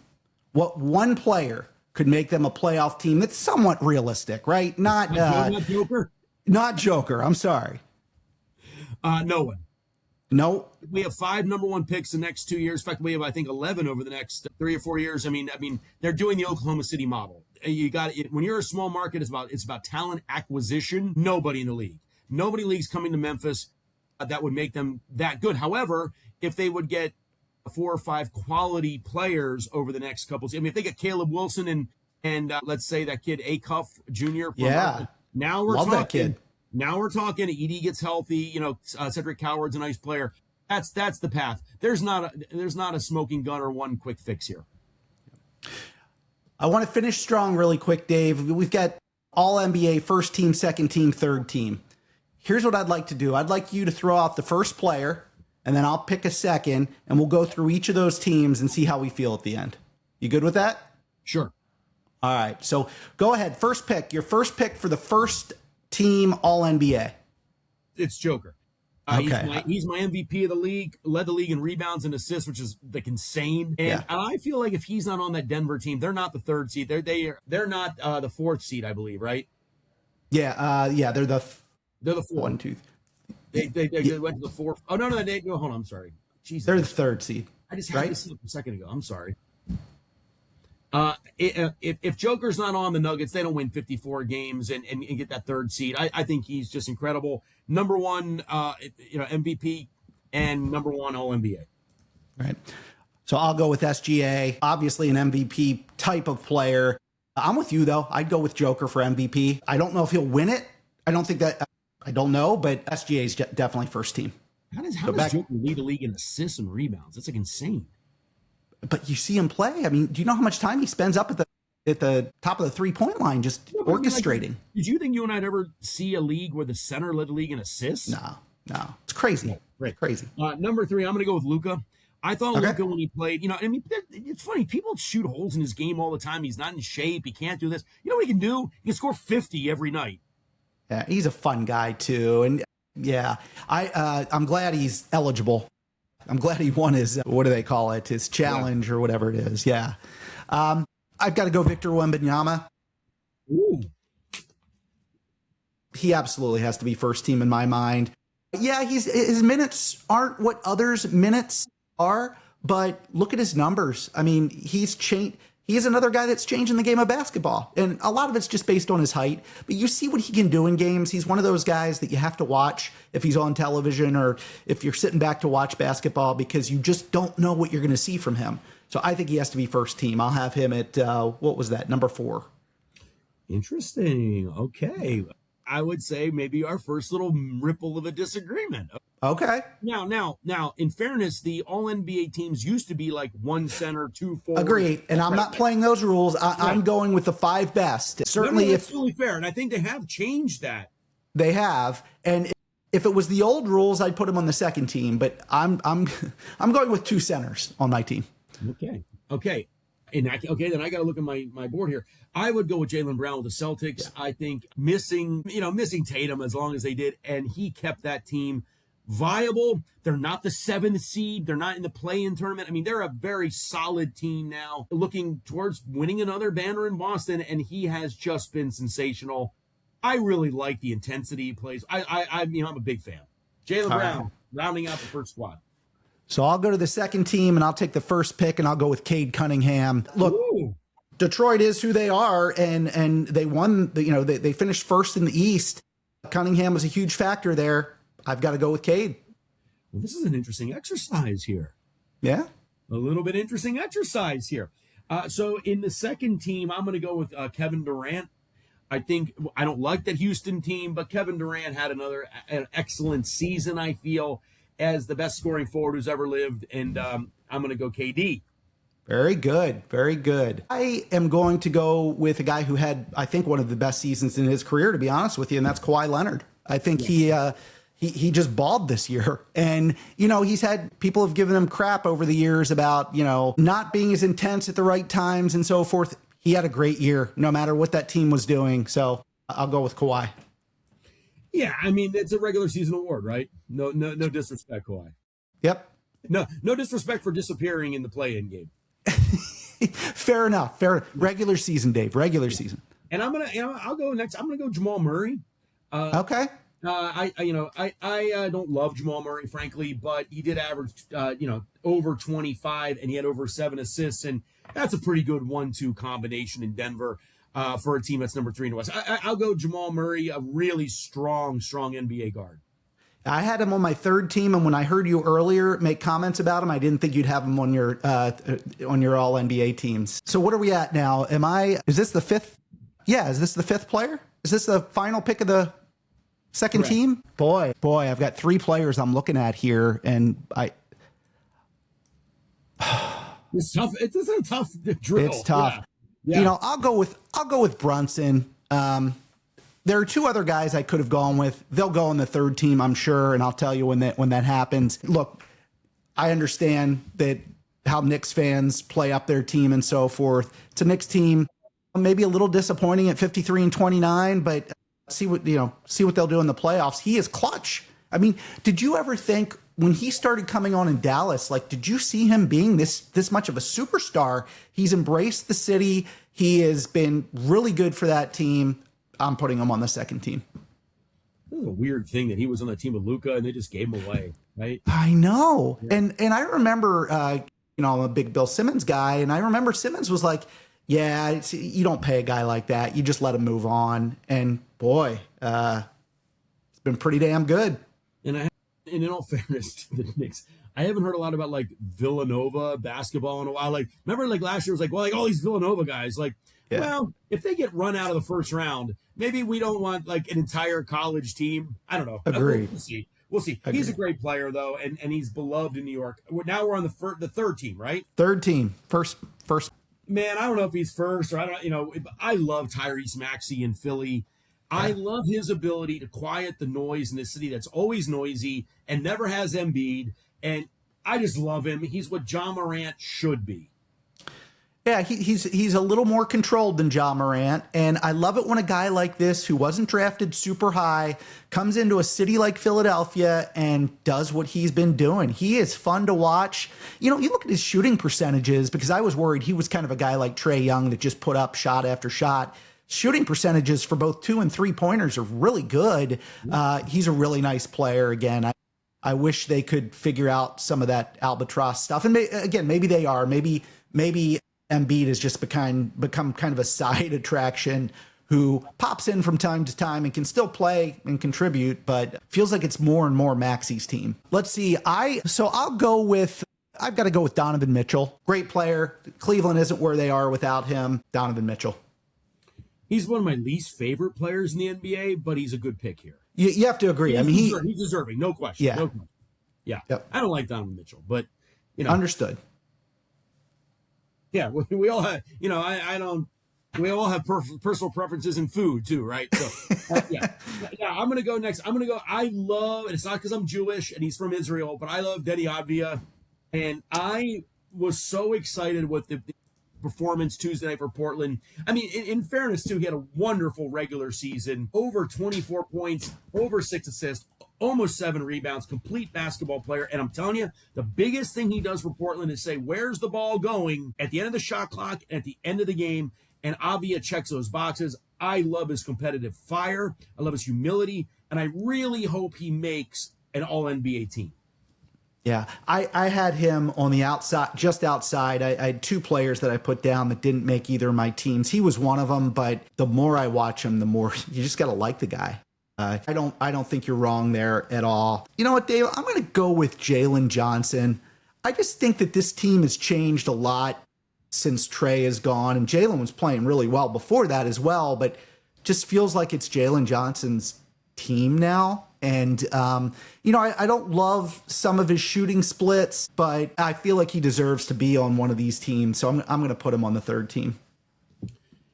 He's fantastic. And I don't know that people understand how difficult it is to take over a franchise. This was Trae Young's team for several years, and now it's not. And I give him a tremendous amount of credit for being, I think that's a great pick. I really like him. So I'm going to let you decide the last pick here.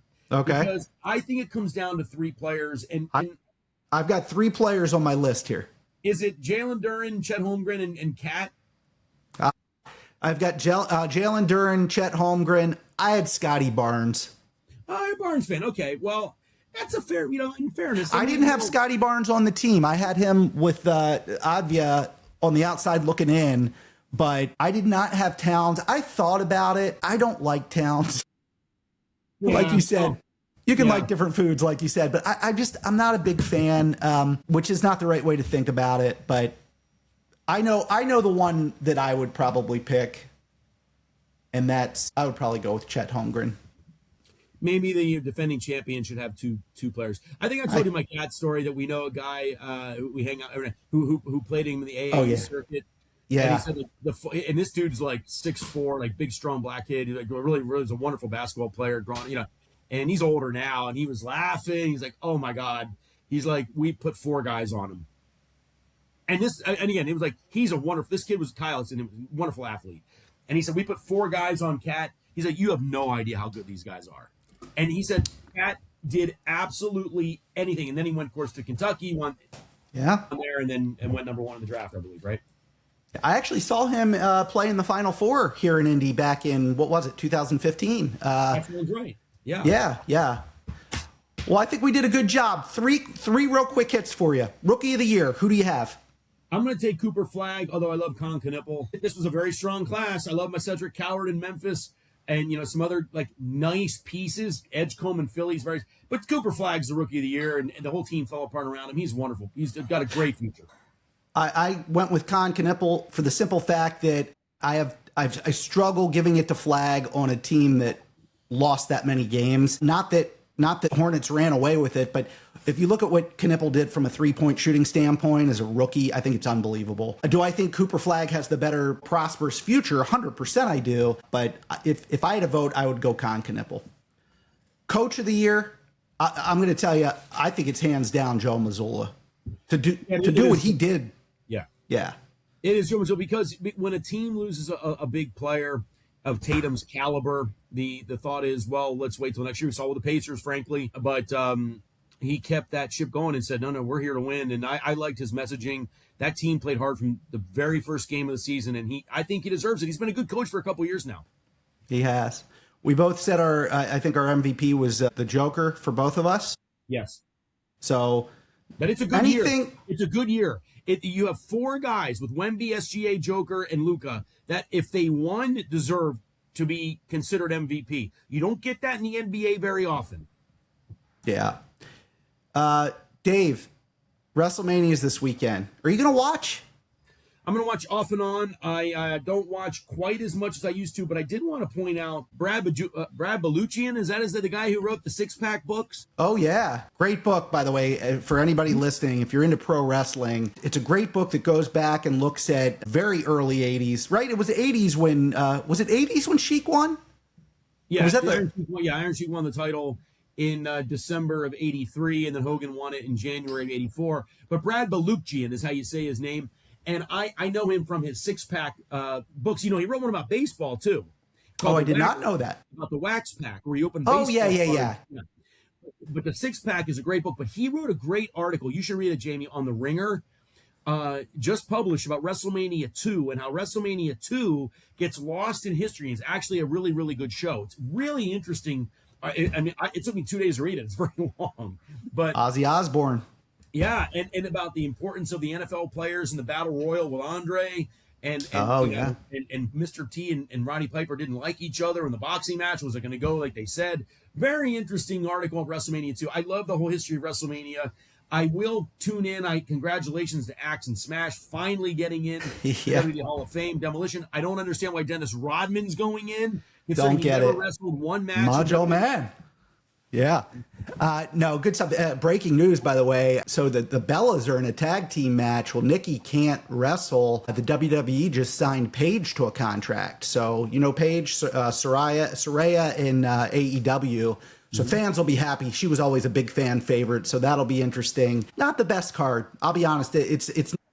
I don't feel like the build-up this year was what it has been in the past. And WWE, has some things they have to figure out here. But it's a great weekend nonetheless, and I'll look forward to watching it. Dave, what do you have coming up? I know you've got a number of things going on. You've got Core 4. I know you're doing some refereeing as well. So what's going on? What's coming up? Yeah, I'm kind of excited. So check me out at the Core 4 podcast on Spotify. We cover the Memphis Grizzlies. If you have an appetite for frustration and disappointment, check out what we're talking about with Memphis Grizzlies. But pro wrestling side, so, the 60th Cauliflower Alley Club reunion is this August in Las Vegas. That's always fun. And I do the podcast for the CAC. And we just had Keith Elliott Greenberg on last month. He wrote that book about WrestleMania 3. It was really, really interesting. I think you check it out. So, WrestleMania 3 gets a lot of press, WrestleMania 1 and 3 being huge shows, and it was really interesting to hear. Keith Elliott Greenberg also wrote biographies about Ric Flair and superstar Billy Graham, and he's been in. And by the way, I didn't realize he was actually writing for WWE Magazine in the 80s as well. Really interesting guy, yeah.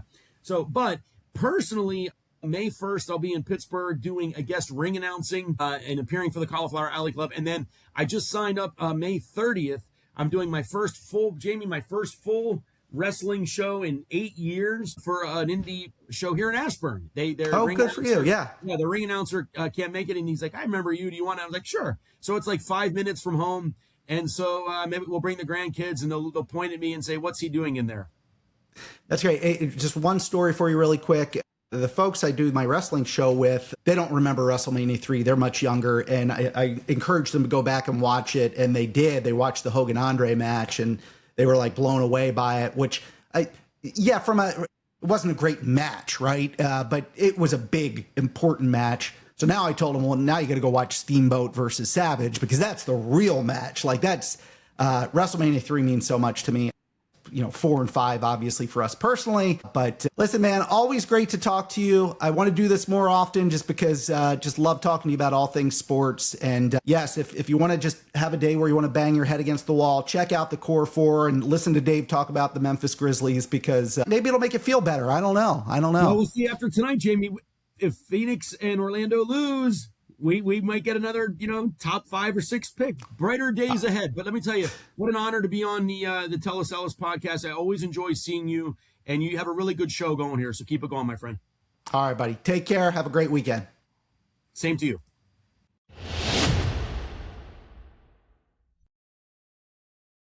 All right, well, let's move on. We've got the Women's Tag Team Championship Fatal 4-Way.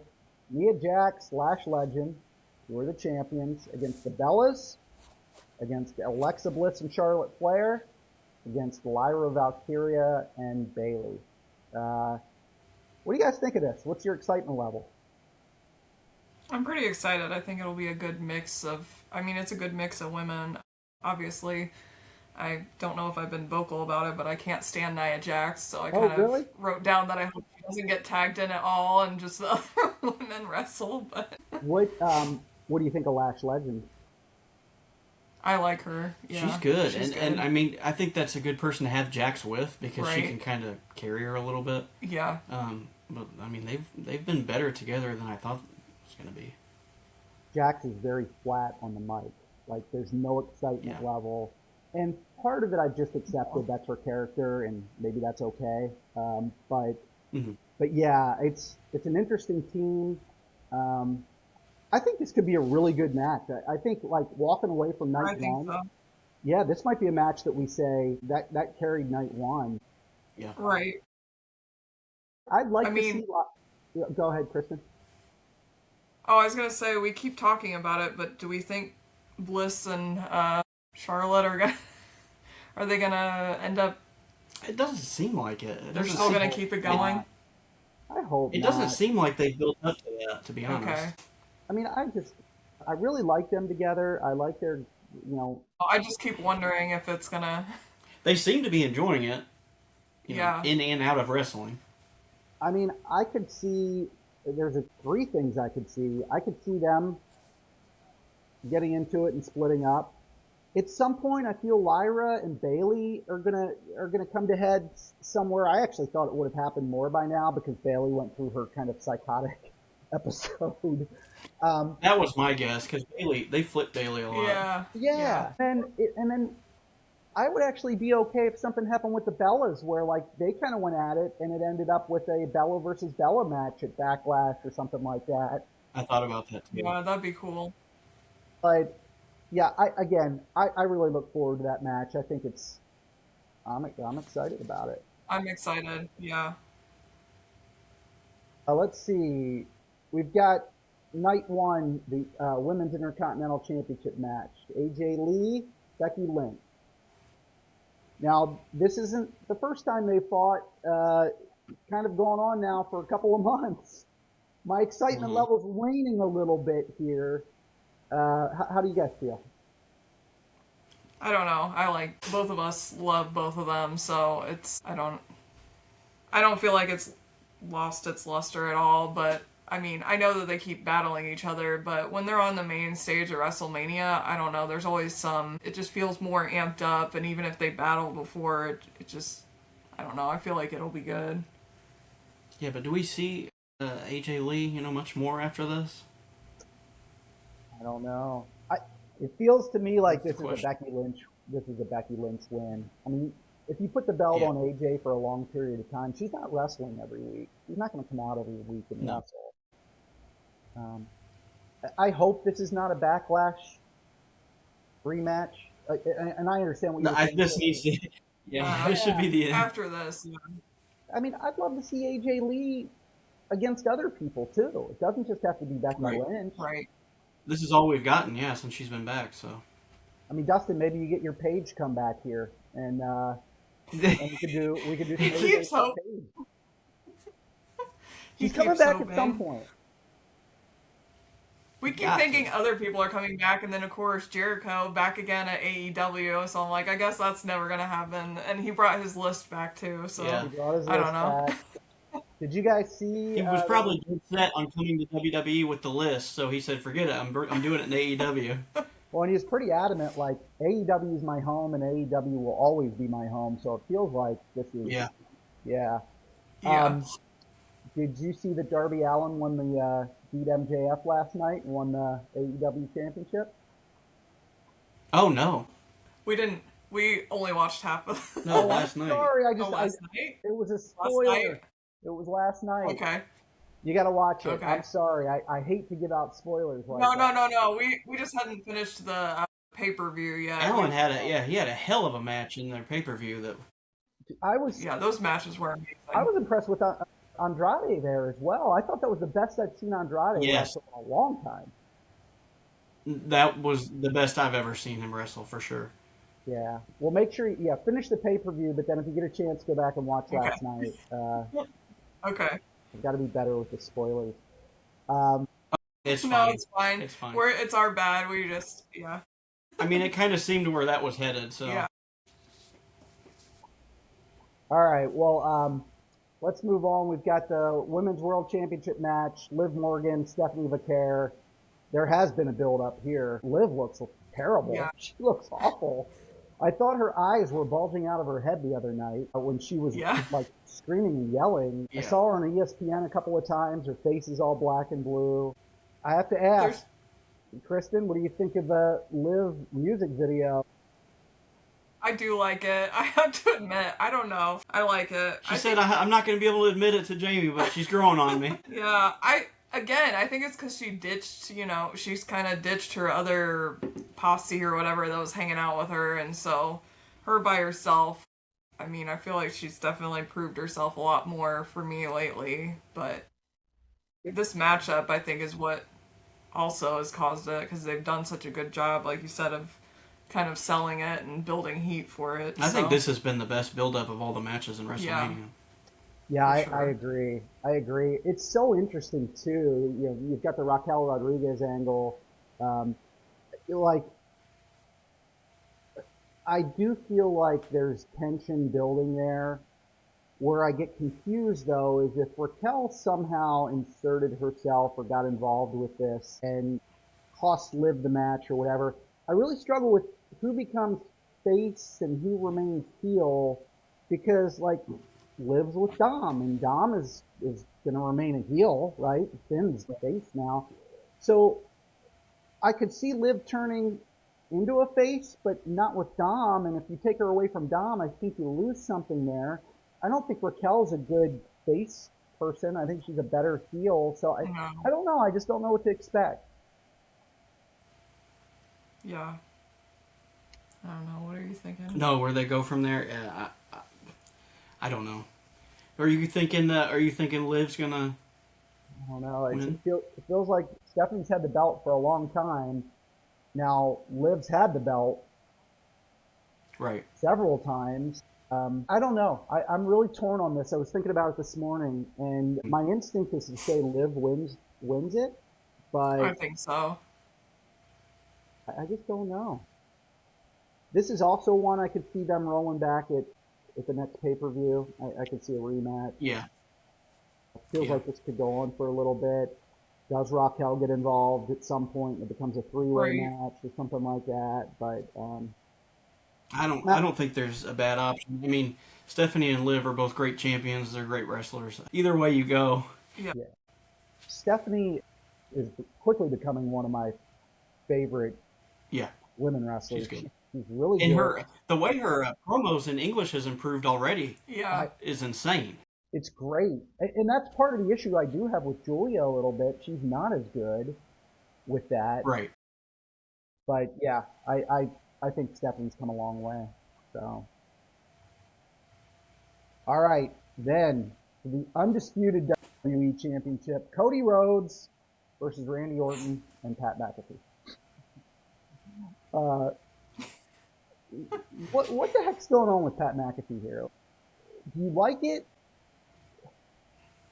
That was weird that was the guy, that he's the guy on the phone. I don't know, I've been reading different things, and some people thought that maybe Kevin Owens was supposed to be the one that was there, but since he's still injured... Because he had to go back in, I think, for another surgery, if I'm not mistaken. I was wondering about that, yeah. I mean... Because he was supposed to be in Vegas, and... I don't know if he's there or not. I haven't seen anything, but he canceled all his signings, so I assume that he's recovering or something. Yeah, the McAfee thing, did they just bring him back to do the 25% off? The 25%?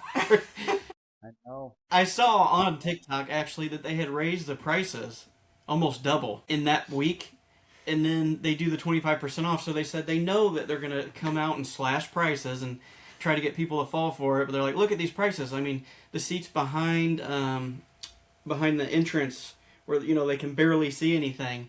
Yeah. They started at $660, and then when they went back and looked, they were over $1,000 per seat. And then they did the 25% off, so it's like, ugh. When you were there last year, how full was the stadium? Was it full? I think it was sold out. Yeah, it was full. It was. I mean. You could tell leaving the stadium that the stadium was completely full. I don't remember full. Empty seats. No. The show and the SmackDown of that weekend, though... They weren't full. They weren't full. Okay. But, I mean, understandable. There's so much going on. People want to make sure they get to the, convention center and stuff. So I understand. But, yeah, Mania, it was packed full, for sure. I mean, have you heard... I heard ticket sales aren't going great, but I'm not sure numbers. I'm curious. Yeah, they'll hide it. I mean, they won't let the audience people on TV see it, but it's interesting. AEW is doing their pay-per-view overseas in England at the big stadium there, Wembley Stadium, and I just read that they sold. I think it's 20,000 seats so far. This is a stadium that's at 60,000, and it's not going to get close. So, again, they can hide it. They can keep the camera side empty, but yeah, right. I don't want to see empty seats. That's just not good for WrestleMania. No. Yeah. I mean. Yeah, it's tough times right now. I mean, people are trying to save money, so... They also picked, Vegas again for a second time. I mean, I understand it from, a logistics standpoint, where it's they already were there and, easy to do it again, but it's expensive. Yeah. We get the complaints because back-to-back, you want it in your city or a city near you. Yeah. But after going to WrestleMania in Vegas, we totally understand why they would want to go back. Logistically, the way it's all set up is absolutely perfect. Yeah. There's so much space. I don't know. It never felt like anywhere there that you were in this giant group of people where you couldn't breathe. Right. Well, and in fairness, that it is a reason why Indianapolis will be a really good city for it, because you've got the convention center right there. It's very walkable. In the walkability, yeah. Right.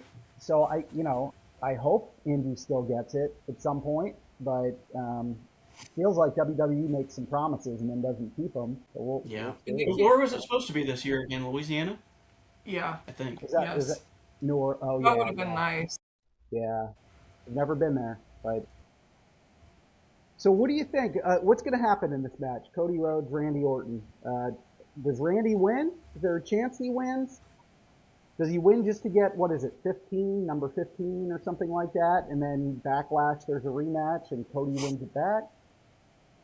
Yeah, I for sure think Randy not only should win, but deserves to win and have another run. I don't think Cody at this point, I mean, we all know he finished his story.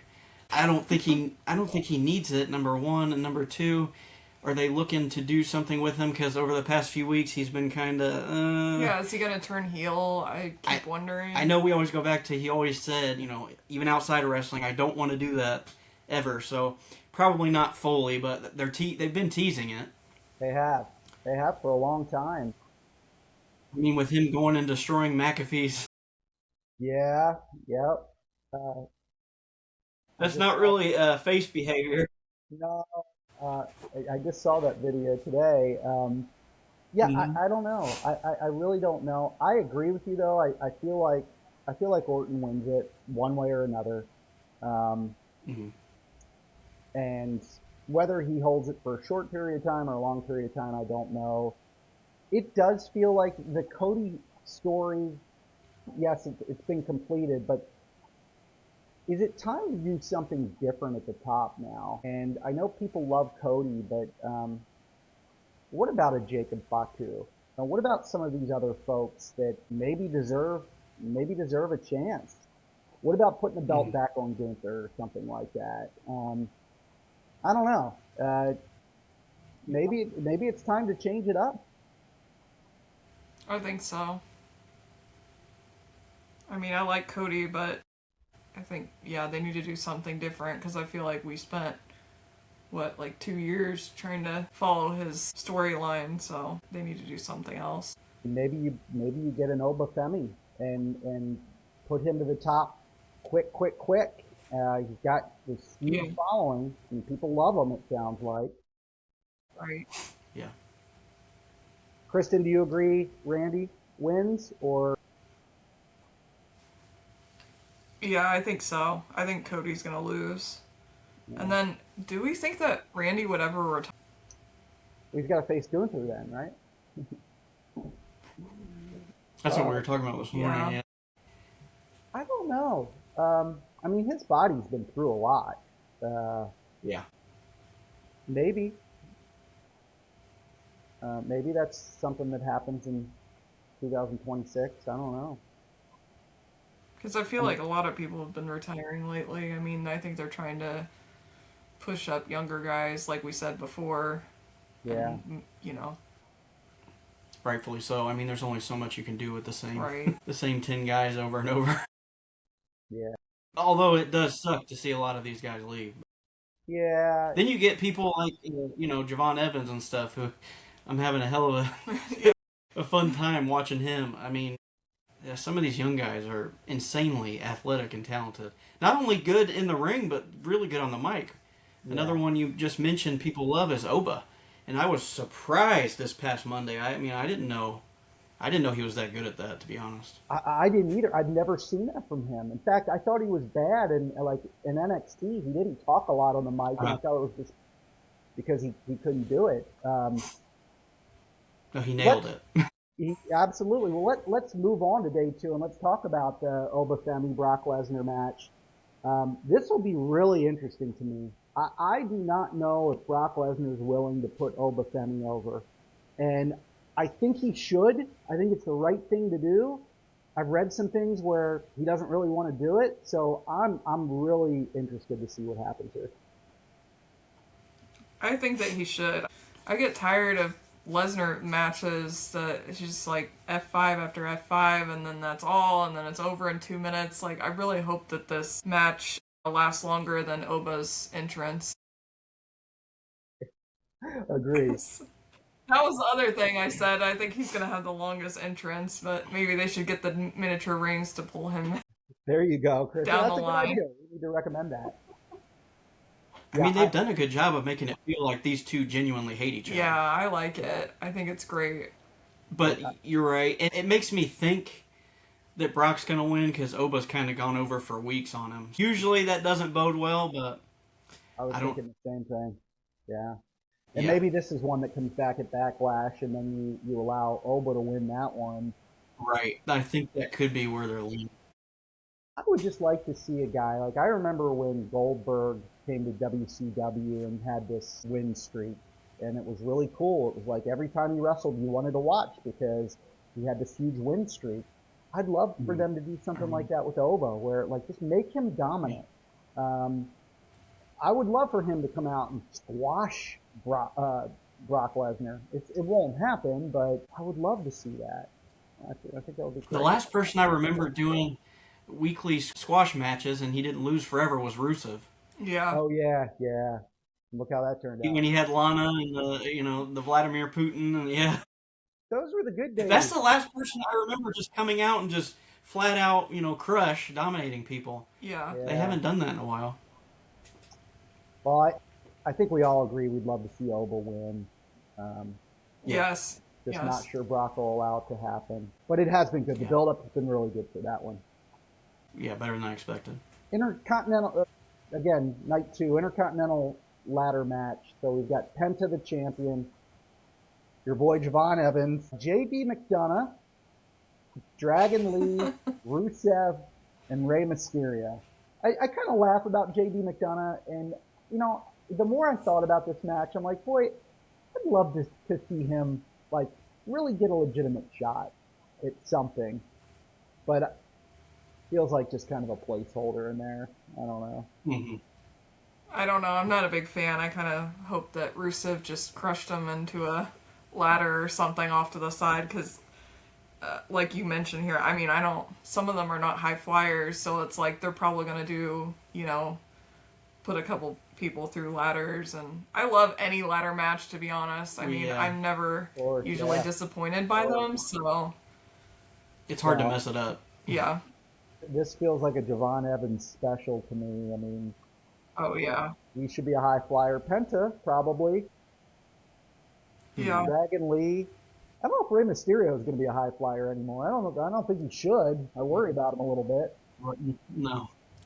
But I feel a little bit worried about him all the time because every time he steps into the ring, he gets some sort of injury and Dustin always gets mad because he's like, be careful. Be careful, he's little. Be careful, he's old. So true. So true. The Rusev is weird, too, although I've always been a Rusev fan. I mean, I got a Rusev shirt from his original run. I love Rusev, but it's another one of those that's like, where has he been? And then all of a sudden he's on the WrestleMania card, so I don't know. Yeah, how they come up with some of these. I don't know, he feels better with Lana than without her. Yeah. Sometimes you get these ladder matches with these guys that you're like, boy, this just doesn't feel like a guy that fits in this ladder match, and they surprise and do incredible things. Yep. I would love to see that. Like that would be great. Who do you have winning? Who do you guys have winning? What do you think? I think Javon Evans. I'm hoping it's Evans. Yeah, I kind of. I don't know. Do we think because Dominic made a big stink about Ray being in a match? Do we think something happens there? I don't know. I mean, you alluded to earlier about Liv maybe turning face, maybe Dominic comes out and helps his dad. I don't know wouldn't that would be crazy. So Dominic comes out, helps his dad, Liv turns face, and one happy family again. Right. Probably not, but just trying to figure out why some of these people are in it. But yeah, I agree. And again, you look at the. I'm excited though. I'm still sad about missing Ray at WrestleMania last year, so I'm glad we'll get to see him. His last one, I'm assuming. Probably. All right, so then we do have Finn Balor, or should I say the Demon? Which Kristen, I know you're excited about that. Like, don't we all love the Demon? I'm so excited. I'm a little bit mad though that they just gave it away. Like, why not? Like, that would be such a hyped up entrance and everything at Mania there. that I feel like... That's all you've been saying for years is where's Demon Finn, I Demon know, Finn, Demon I'm so Finn. excited, but When I we also... saw that, we both also thought, oh, this is doctored. I mean, they didn't Yeah, I actually had put to look Demon it up Finn, to make did they? sure, like, on WWE, like, their X account to make sure that it was legitimate. When was the last time the Demon fought? Was it against Roman Reigns? Was it before he got the Universal Championship and then got injured and had to... I think so. I don't think he did it since he came back, but I could be wrong. Well, I'm really excited about it. I would love to see them push Finn. I really legitimately like Finn Balor. I think he's a great wrestler. I would love to see him get a push.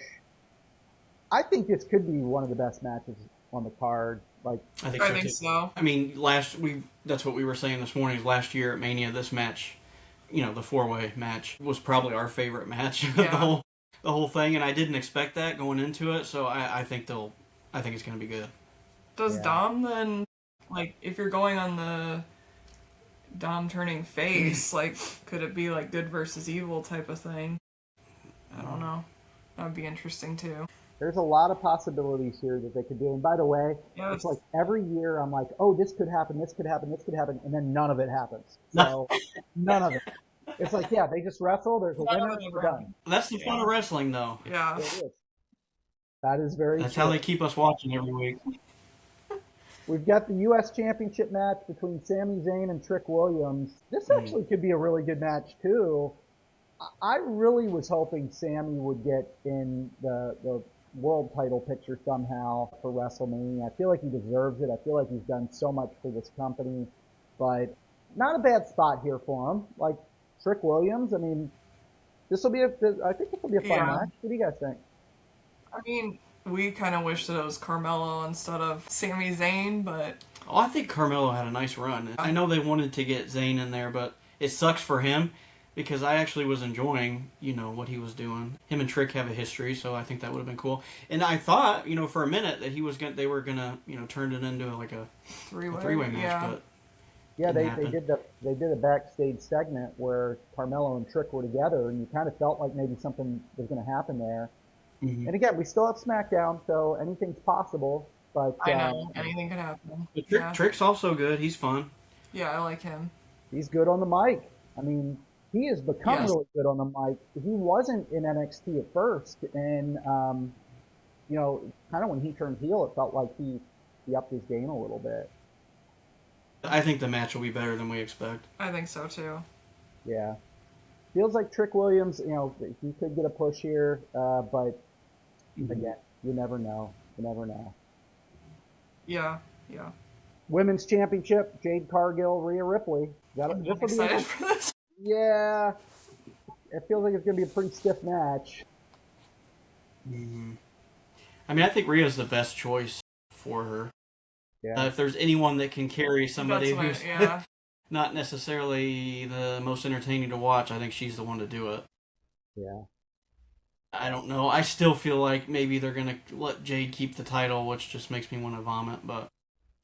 I agree. Just not exciting. No, and then they put her in that trio, and it's just been they're all trying to talk over each other, and it was a train wreck. It's like none of this is enjoyable. I thought she was gonna be good, and she was. I mean, that's AEW hit her. I mean, all she did was squash matches. She didn't. Yep. And she was somebody else who had that streak going. Like she was undefeated. Yep. And you're right, they were all squash matches, but at least then it was like, wow, maybe there is something here because you didn't really get to see her wrestle. Right. But now that she has to wrestle, it's just not pretty. No, it's not good. Yeah. But, and I want to like her, I really do. I mean, it's bad when no one wants to that's what we heard. Actually is come that out and say that they don't want to wrestle don't her. want to work with her. Yeah, that's troubling. Yeah, I mean, what was it? So the match against. And she doesn't defend it. Yeah, because she can't wrestle. But I think it was the match against Tiffany Stratton where she hurt Tiffany. It wasn't good. Yeah, right. Well, I kind of feel like they're going to keep the belt on her. I don't think she's going to have it that much longer, but it feels like Jade needs this more than Rhea would need it. And again, I wonder Does EO have a place in this somehow? I just don't know. I don't know what to expect. Then we've got our big finale, CM Punk versus Roman Reigns. This has definitely been built up pretty well. Yeah. Yes. How do you guys see this playing out? What do you think? Just the fact that Roman is, part-time now. Yeah, I don't see CM Punk losing it. I mean, it could be another one of those that you see going to Backlash or SummerSlam or whatever. But it doesn't make sense to me for CM Punk to drop it. Feels like someone's going to interfere. I don't know. We say that, and if we don't. I don't necessarily want interference in like the main event matches.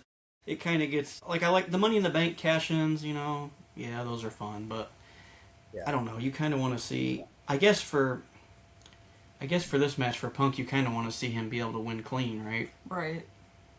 We don't have any Money in the Bank, do we? Do we have any briefcases out there? They've all been cashed in, right? Yeah. Yeah, I don't know. I mean, if you put the title on Roman Reigns, how does he end up losing it then? Like, what do you do? Right. Does he go on another long streak? I don't think they're going to do that. Yeah, that's what I was thinking. It's like he already had such a long streak before. I just don't see it. I mean, they had to put him in Mania somewhere, and because he does put on a good match. I think it'll definitely be good. But I don't think he's gonna win. I think Punk will keep retaining. We like Roman. Neither one of us are fans of Punk. I never have been. I get what he does for wrestling, and I'm happy for him. But I don't know. It doesn't seem to make sense for him to lose it. But it's one of those things you don't know. No, I agree. What are you thinking?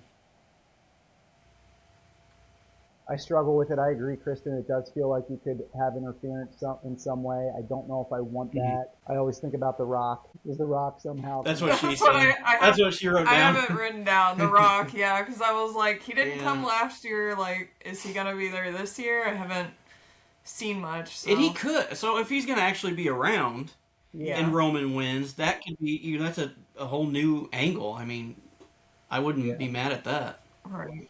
Yeah. But if. And the whole thing's been kind of weird because Punk insulted the family, right?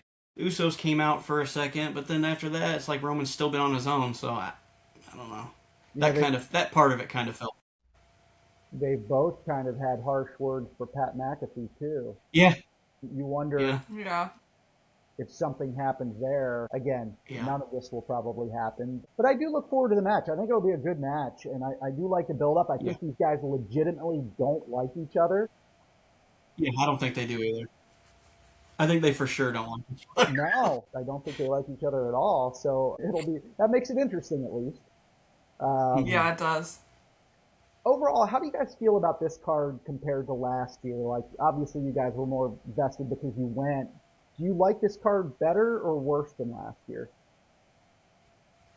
And I know that's very subjective, but... Yeah, I don't think I like it as much as last year. Yeah, I don't think so either. I mean, it's hard because I feel like I like these the women's matches I feel like are better. That Charlotte versus Tiffany last year was just, I mean, I don't know. It took away from a lot of things because I feel like it was so bad. I'm like, why couldn't you have put any other two women? I mean, I like Tiffany, but it was just like, they should have put her with somebody else. Well, Charlotte was genuinely upset with her, right? Yeah. So she kind of supposedly sandbagged the match, I guess. I mean, I think that was one of my least favorite matches in like history because again, I said this before, they're both wearing the same gear. It was so flat, and like now we have like this awesome tag team, and I do still think that like Jade Cargill might struggle a little bit with that one, but yeah. But you can't ask me because John Cena winning 17 in front of me. I know. I don't think anything's going to top it. That's fair. And I get that. It. Like, I absolutely get that. You can have that one match, and it's like, that did it for me. That's awesome. Yeah. I just felt like the build-up to this year wasn't as great, although, as we were talking through it, we did have a number of matches where we were like, hey, the build-up to this was pretty good. I just kind of felt like, and maybe it was because of injuries, that a lot of things were thrown together, like Yeah. Seth Rollins and Right. Gunther. Yeah. And I'm just still perplexed by Io not being on this card. She's so good. I do still wonder also if like other people are going to be involved somehow, because I mean, I know he's not in it anymore, but I did see Braun Strowman is in Vegas, for That's your instance. I was wishful like, thinking, Kristen. I know how you feel about Braun Strowman. oh, I mean, you do have Monday. Yeah, go ahead, Dustin.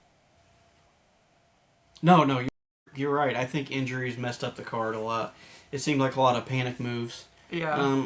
And I think for what it's worth, they've done a decent job of piecing things together. Some of the build-up's awkward. Some of it's really good. So, I mean, what can you do? Yeah. Injuries suck. Yes. You also have Monday night, so like a lot of times Right. the things that we're talking about today don't happen at WrestleMania. They happen the Right. Monday after. Yeah. So you do have that to look forward to. Yeah, because when we were there, we That were Raw like, after Mania was awesome. we were like, is this going to even be good? Whatever. And then we were like, oh my gosh, thank God we came. Yeah. So good. I mean, it almost is like a third night of WrestleMania in many ways. Yeah, Yes. it really is. Yeah.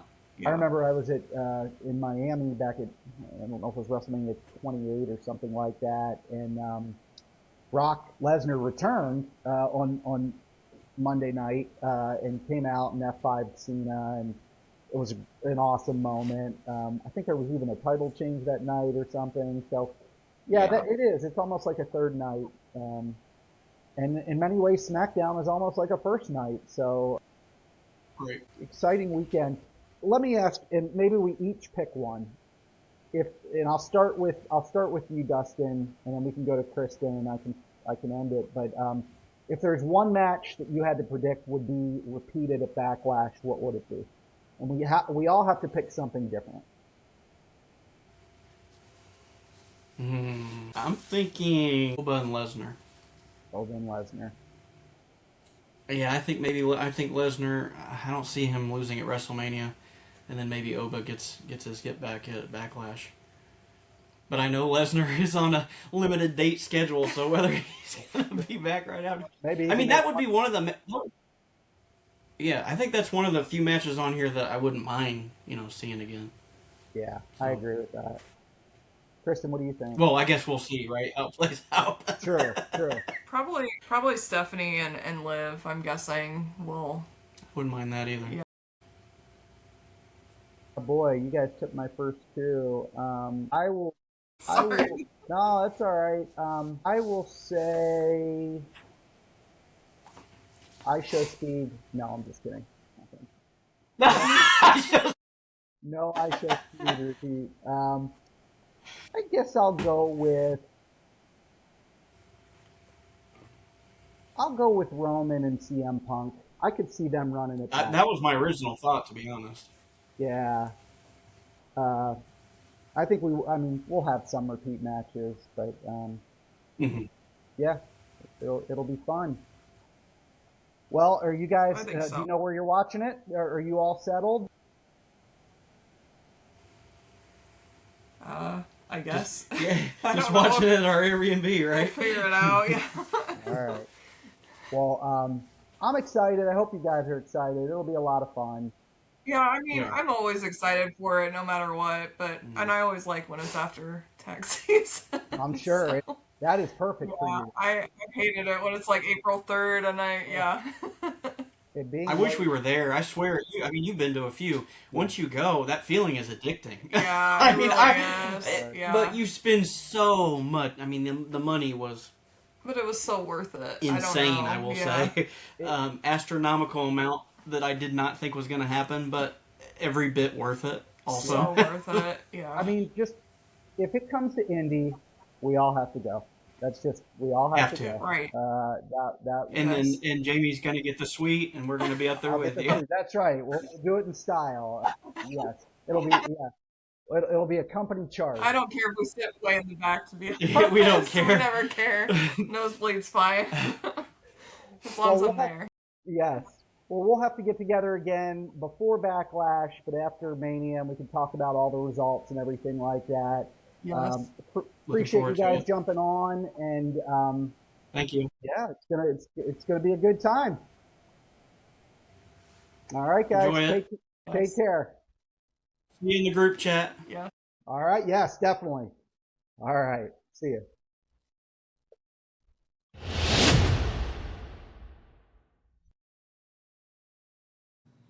All right. I always say these podcasts are better when you just don't listen to me speak for an hour.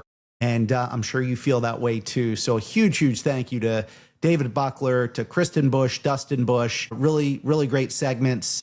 Excited for the NBA playoffs. Excited for WrestleMania. It starts with SmackDown Friday night tonight. And look forward to watching that. And then it'll be a WrestleMania weekend and an NBA playoffs weekend. And I guess an NHL playoffs weekend and a baseball weekend and all of those things. So little time, so much to do. So thank you all for listening again.